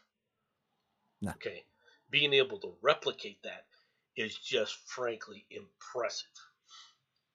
Yeah. Okay, what people don't know, well, I'm not going to go into it, but it's an impressive feat. Okay, when we went into the first Gulf War, okay, we captured a number of Republican Guard generals, right? Mm-hmm. And Yeah. one of the generals that we captured, they were interrogating him, and they asked him, okay, point blank, what was the when you were going against the Americans, what was the worst thing? The air war, right? The air power coming in there and wiping you guys out. And he said no. Said the planes would come in and they'd hit a tank or two here and there, right? He goes, but I lost my entire tank division. Now, you heard that what a battalion is. Above a battalion is a brigade or a regiment, and above that is a division. Okay, so you're talking, several hundred tanks. Yeah. He goes, I lost my entire division in 15 minutes when the American armor showed up. Mm-hmm. He said the first thing that happened that we knew they were in the area was we just started watching tanks start exploding. And then when we finally did recognize them, all right, they were still 2 kilometers out and we couldn't hit them. And then when they came in within a kilometer, we could hit them and it wasn't stopping them because the sable rounds that they were using were literally sticking into the armor and not going through. Mm-hmm. That's how good the composite armor is on an M1A1 Abrams. Yeah. Okay. Bradley, different story. Mm-hmm. Okay. I almost don't want to, but I'm going to. You do know who created the composite armor that's used by most tanks nowadays, don't you? Hem. Come on, just admit it. The ceramic that you did we not created create the chone armor. You created the ceramic that's used. You did not create. He will not admit it. You did not create how we utilize that armor and how we utilize that ceramic. Did you? Okay. Sure. You're going to take a Challenger's armor against the M1's armor? Actually, yeah, I would. You're wrong. Well, in a way. The one thing the British did do. Mm-hmm. Their armor's thick, folks. Yeah. I'll give the British credit. All right, mm-hmm. Where Americans use, I'm just going to use this as an example. It's not accurate, but use as an example. Where Americans use an inch of armor, right? Mm-hmm. The British use like 2.5. Yeah. Right? We design, to be honest, a lot of it is because most of the guns we use are actually larger than standard for most other tanks. So we design our armor to survive our own tanks. And that's why most of the lesser armors that most other people use, their tanks just don't actually affect ours quite as much. Well, except for the fact that it's easier to immobilize your armor. Yes. Your crew is still Yes. alive, granted. Oh yeah. Don't agree. But it's just like, boom, okay, we've taken that one out of the fight. Let's go to the next True. True. one. The problem you've got, of course, is that yes, our tanks have stopped. We aren't moving. I completely agree. Not a problem. But that also means that if you're in range to hit ours, you're probably in range to be hit by ours, and we're still standing because our tanks don't overly give a shit. Though, like TM But when your said, tanks aren't we've- moving, you I've know what you seen can't dodge? Air power. most tanks don't dodge. They can't dodge. That's the whole point of tanks. Oh, They are no, slow. no, no, no, no. And I use the They term are- loosely, but they are slow-moving bricks. It's only things like the You- Warrior and the Bradley that has actually got any sort of maneuverability. You realize that the M1, if you take the governors off of it, can do 65 miles an hour. You want to point that out that that's on a main road where there is nothing slowing it down, or Okay, do we ignore that little but point? doing 40, playing yeehaw, which Americans have done. Have you seen what Yes. Americans do with their tanks? Yeah. Yeah. Do you see any other videos where you see them trying to let's go over it like a mogul in a ski slope? Show me All the I'm going to British say is doing that with their tanks. no, we don't. That is actually true. I'm just going to point out, drive us forward so as I can hit them with my sword. That's all I'm going to say. Okay. I'm just pointing out that when you're a pillbox, right? Mm-hmm. It's easy to throw things at you become a target That's much true. easier, especially for artillery. Yes. Yeah, that is true. Okay, just pointing that out. I No. look. I can't deny the fact it's a British Mhm. thing, especially the new Challenger 3. Mm. Because that Challenger Yeah. 3 has a big gun. Yes. Yes. Like, okay. Good morning. Mm-hmm.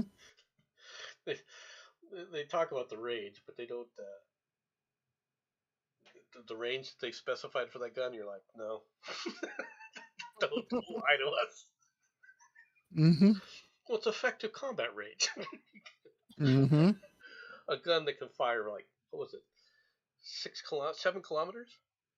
Something like that. And Mm-hmm. then you guys claimed as well the range is what, 2.5 kilometers? What you claimed your range was? And Oh no, we gotta get It- close, really. yeah,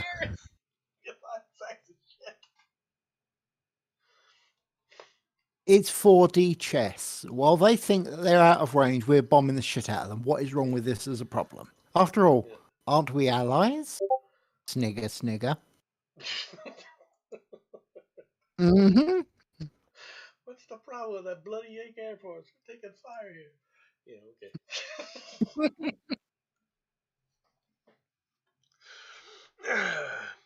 Just putting it out there. Mm-hmm.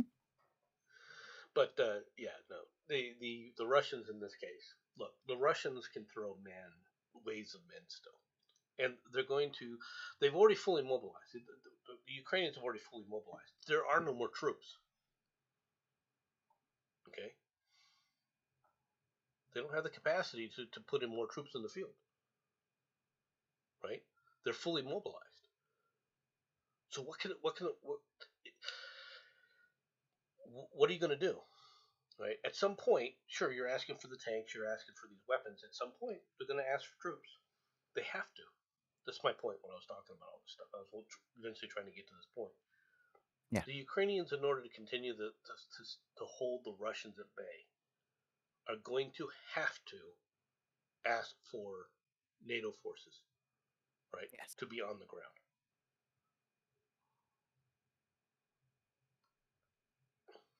And they will. Am I worried? No. I've been waiting for it. I'll be completely honest with you. It's problem- very much a concern that I have because we don't need to be involved in this. No, that is true. But let's be honest, okay? It's got to the point that we, as in the West, have to get involved because we're sending over so much stuff. The only stage on from this is actually when we start sending our people over, and that's coming. It's Okay. coming real soon. Why do they want our tanks? That'd be a good question. Well, I'll assume the point is that you get the West tanks, you get the people over there teaching them how to use it, and all it takes is some of them to get destroyed in the hope to actually drag the West in kicking and streaming. After all, you killed some of our lads. From a tactical Oh. perspective, that's a strategic perspective, and you're not wrong. Yeah. You're 100% right. Mhm. But what do they need the tanks for from a tactical perspective? Go on. They need it to do what tanks do: punch a hole. Yes. Okay, and why do they need to punch a hole? Because of this. Putin's preemptive strike plan exposed in satellite photos. Russia is building up a network of fortifications and trenches along the front in the Ukraine in an apparent anticipation of a new round of heavy fighting. They need these tanks to try and punch a hole through these lines. According to satellite imagery analysis shared exclusively with the Daily Beast, the analysis from Brady Afric, an open source intelligence analyst, shows that Russia is building up fortifications along its front in the Luhansk, from the Russian border down to Donetsk, right, throughout the, I'm not going to butcher this name anymore, Zaporizhzhia. right, and No, Zaporizhzhia. That part's easy. I've heard that enough. Zaporizhia, whatever, and Yeah. Kherson. Satellite imagery indicates Moscow may be on edge about a Ukrainian counteroffensive in the coming weeks. All right, first of all, whoever wrote that is an idiot. All right, and when I say that, from the standpoint of they know that there's a counteroffensive coming because we're giving them tanks. Okay, they're not worried about it. They're preparing for it. Yeah. Okay, they're not terrified of it, and they're building up their forces to deal with it. Because what they're doing is they're consolidating these gains, and they're going to turn this into a meat grinder. Yeah. Because they know something that's very true. Tanks are good for going in there and hitting the backs and punching holes in things, right, for the rest of the troops to flood through. They're the modern day cavalry. Yeah. You know what you can't do with tanks? You can't Go on. hold territory. True. And the reason for it is because they become immobile. It loses the whole purpose of having the tank. Yeah. If they've been immobilized. That's the reality. Okay. So what they're doing is Russia is playing the long game. They've taken the most important elements of the Ukraine that they wanted to take. Now they're just going to turn this into a meat grinder. And the Ukrainians, there's not enough Ukrainians to continue in that kind of an environment. I told people before, the Russians are in this for the long haul. Yeah. They're not in it for just a week or two. They were never going to be in it for just a week or two. All right. Now they may have expected the operation to take a week or two. Okay, but they were going to stay there regardless. Does it make sense? Yeah. Oh yeah. So they were able to blunt the first aspects of what the Russians wanted. But the whole thing about taking Kiev and knocking Kiev out and everything, I guarantee you what the Russians would have done is if they'd captured Kiev and the government there with Zelensky and everything else, they would have executed Zelensky and all the government officials, right? And then they would have said, okay, we're going to leave this, we're going to leave, and okay, we'll let the Ukrainians vote, and here's how they voted. And there's their leaders. That's what the Russians were going to do. Yeah. They're going to leave it as a puppet state. But they were going to keep the Donetsk region and Crimea. The Luhansk, Donetsk, and Crimea are going to stay Russian. That was their primary goal. Yeah. Let's see how that goes for them. Well, who's going to kick them out? And we're back to the West sending in troops, Right. which is what will happen. I'd be surprised if it doesn't. The only will it? Will it? Because if Yeah. it has to be NATO, you know who else Mhm. has to come in? China?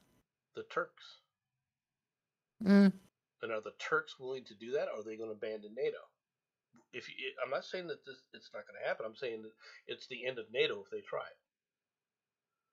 NATO was a defensive organization. If you try to go on the offense with NATO, That's right? true. In this case, it'll end the alliance. That's fair. And Oz is correct. Ukraine can't compete with Russia in war attrition. In all fairness, the only country that can actually one-on-one with Russia is China. No offense to America. No, we could do it. The attrition would be different. Exactly. Not on a 1-by-1, but Yeah. we wouldn't allow a 1-by-1. We will. No. We have won a war of attrition.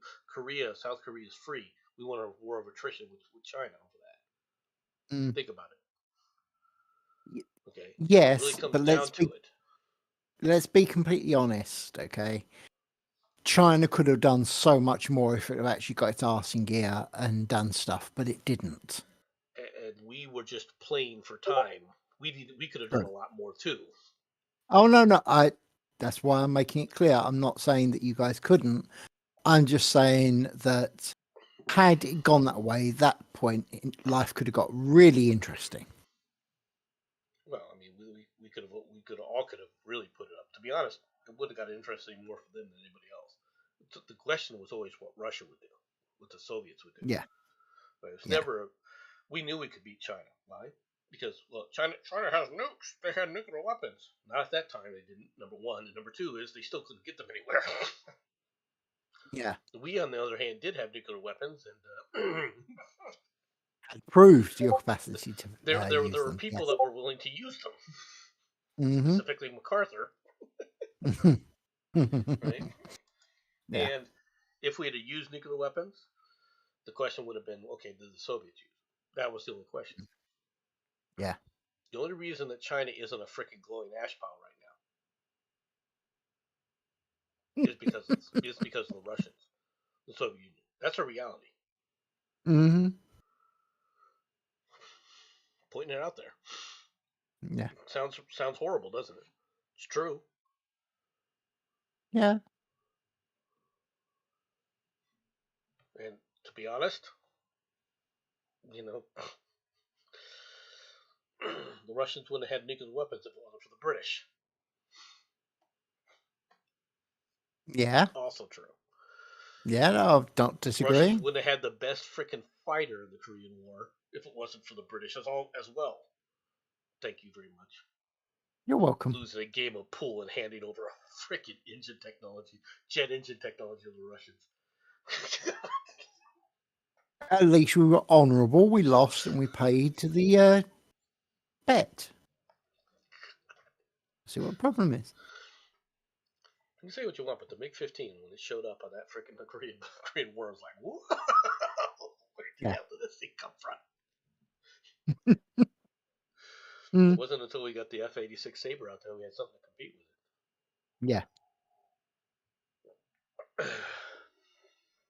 But it was a 1-to-1 ratio, all right, initially against the MiG-15s.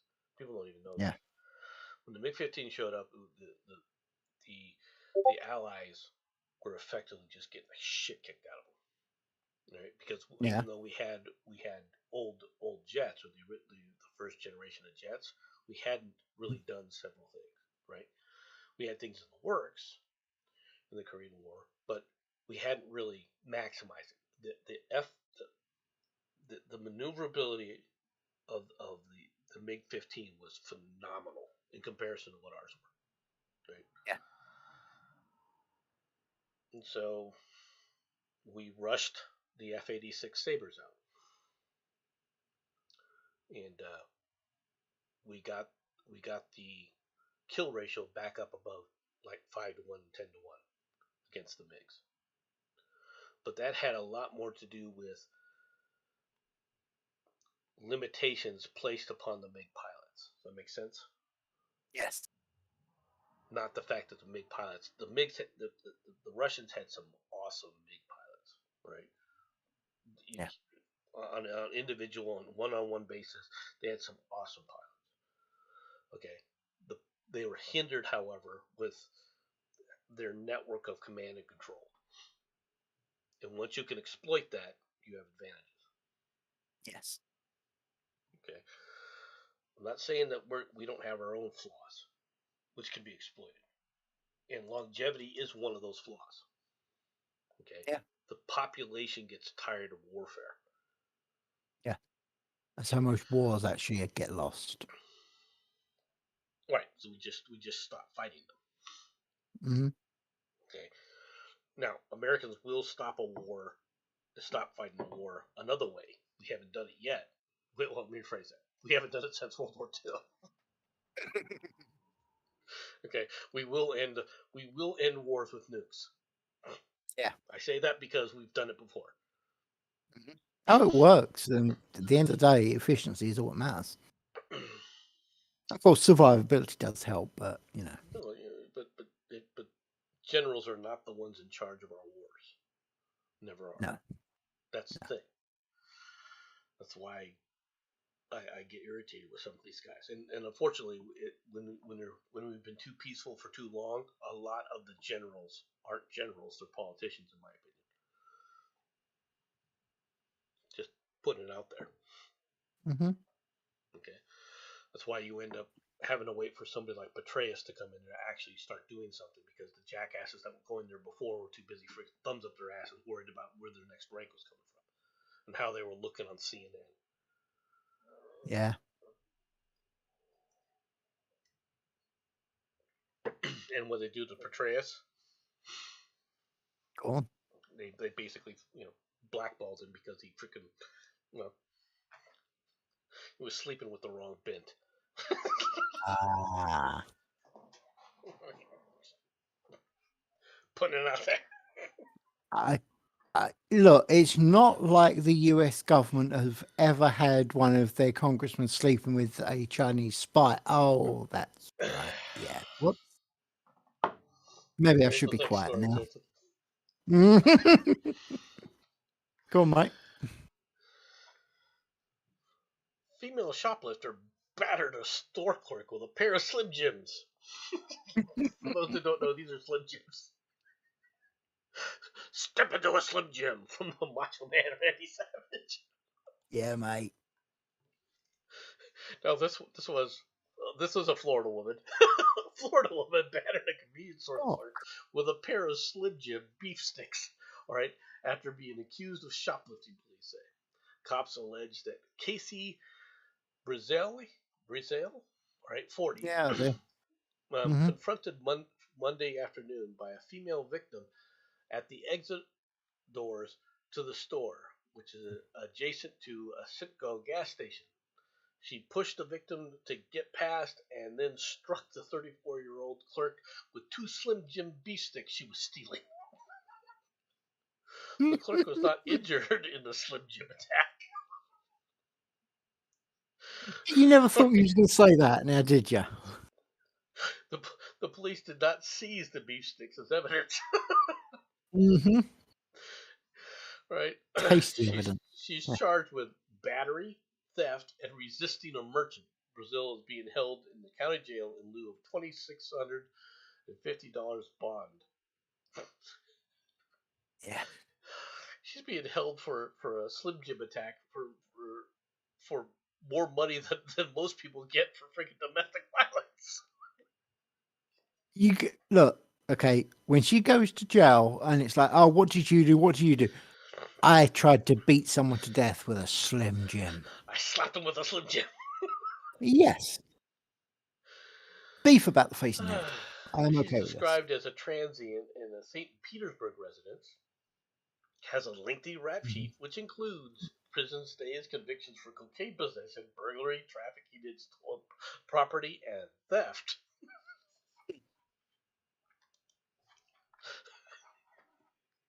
You gotta admit, step into a Slim Jim has a whole new meaning. It really does, doesn't it? We're just doing the story, folks. All right.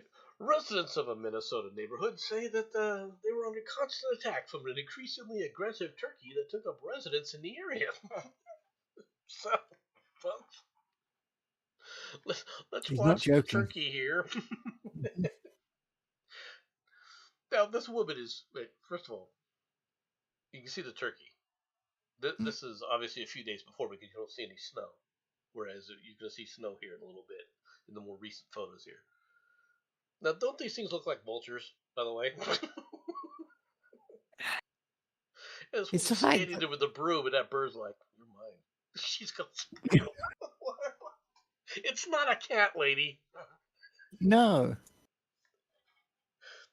This That's the woman is one. just Squirting it. That is just glorious, mate. If you can the size. squirt it with a Look water at the pistol, size of you this can thing. squirt Look at it with a the gun. size of this thing. This is a good sized turkey. You know, one shotgun blast to the head, this thing's gone. Yeah. Like at dinner. Okay? Yeah. This thing's I'm ripping pretty out her confident screen that Oz would agree with me with the concept of shoot it, pluck it, eat it. Just put it there. Right there. You get your ass kicked by a turkey. Wow.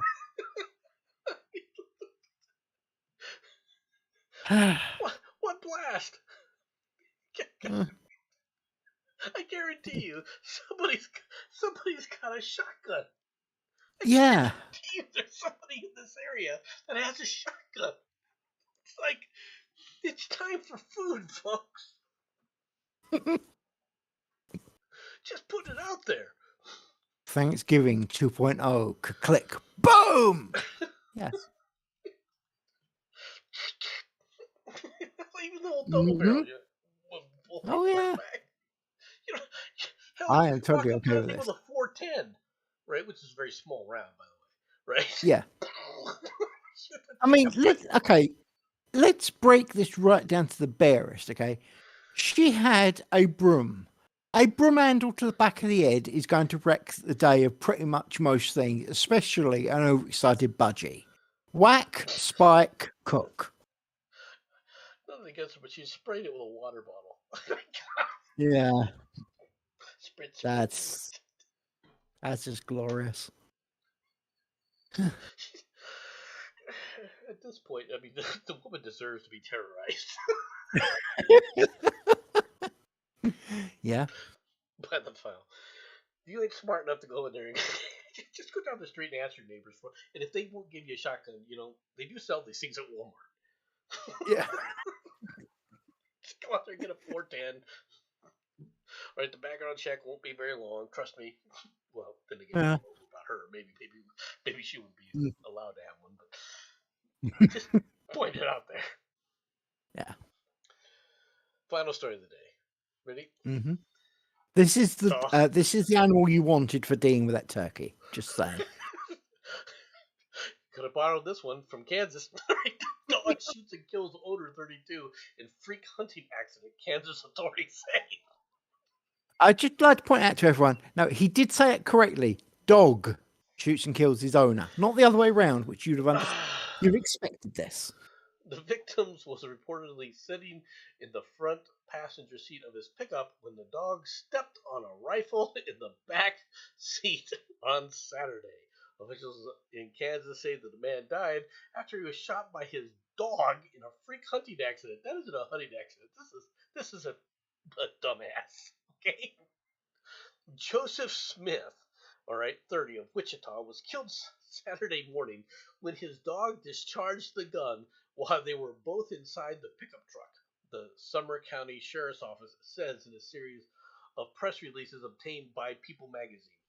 Police said that the accident took place in the area of the 80th Street South and River Road, which is north of Glenuta Springs, according to the ABC affiliate KATE, or KAKE. Right? The victim was sitting in the front passenger seat of his vehicle when the canine stepped on the rifle in his back seat, according to the department. The bullet struck the man in the front seat. The dog said, "Last time you don't tell me to give me my money. Didn't I tell you, Alpo? I warned you."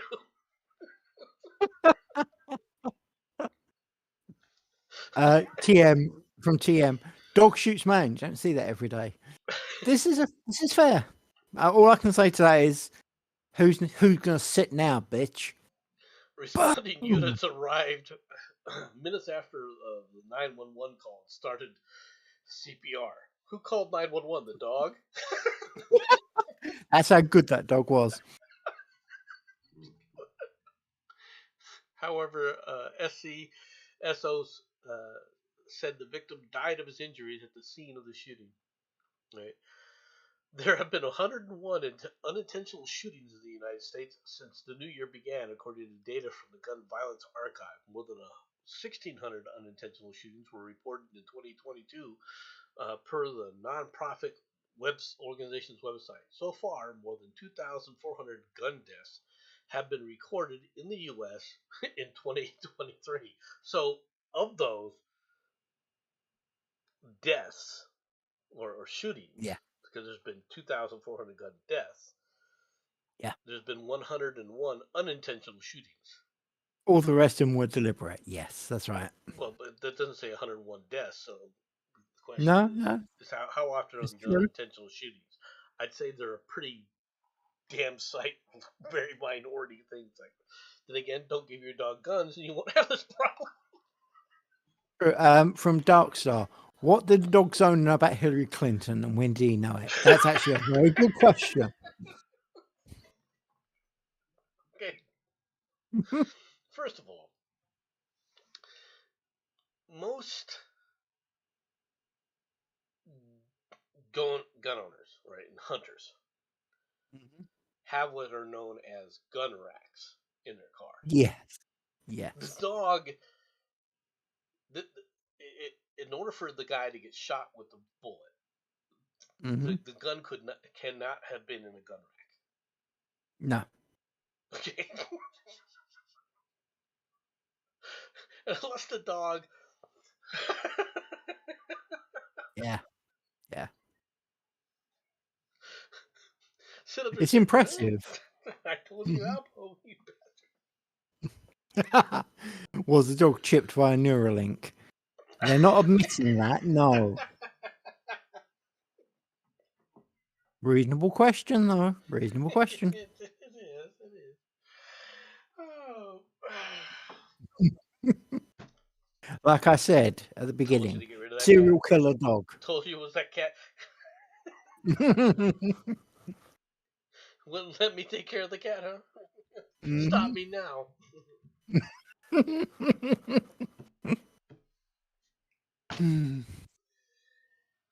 What happens is in 3 weeks' time. You laugh because the guy's lost his life. But, dude. True. This is how you opt out of the gene pool. Okay? Let's be honest. Yeah. Let's be honest. This guy opted out of the gene pool. Okay?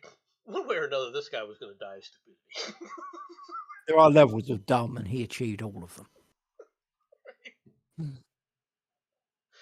This is a warning to the rest of you. First of all, having a weapon with a bullet in the chamber, yeah, okay, should only be done if you're getting ready to pull the trigger to fire something. Yeah. Okay. You don't leave a weapon loaded with a round in the chamber. Okay, you don't. No. So unless this was like a lever action 30-30 and the dog was like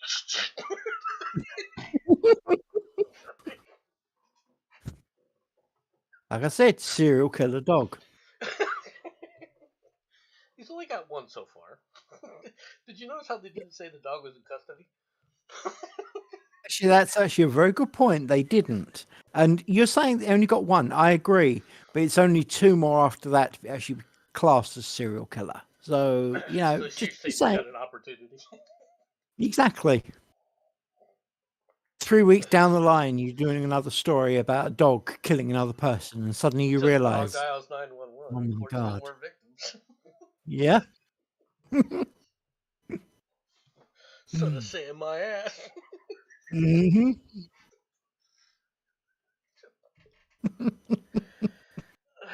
Oh, that's chuckle. Look, Hmm.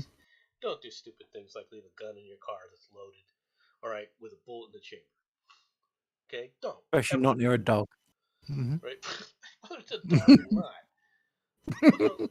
You know, you don't know if the guy.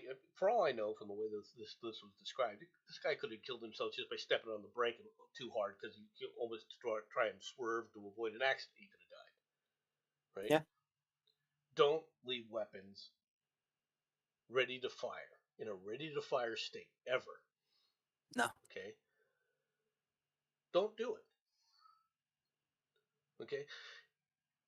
If you think that you need to have it ready to go like that, you should be pulling the trigger. Yes. Okay, that's the reality of it. Off to the kitchen and coffee. You don't have a dog, Tim, do you? By the way, have you noticed that there have been no news reports of cats killing people? You know why? Because there are no witnesses left when a cat does it. Just saying. The dog was just being preemptive. You don't know if this guy, the guy who got shot, identified the cat as a cat either. He could have been a True, they aren't actually The mentioned if he dog was could have wearing gotten cat ears. confused. Yeah. He said, "Son of a bitch said meow one too many times." You're not going to be Good petting Lord. that cat again, bitch. Boom. Yeah. Lick my balls now. Oh my goodness. All right, I think that's all for today. I hope you guys enjoyed the show. I'm going to go ahead and end this. You got any last words, Jensen? But the only thing I would say is always keep an eye out. If you see a dog carrying a gun, be careful, ladies and gentlemen. Be careful. All right, on that note, we'll let you go. Talk to you all later. Bye bye.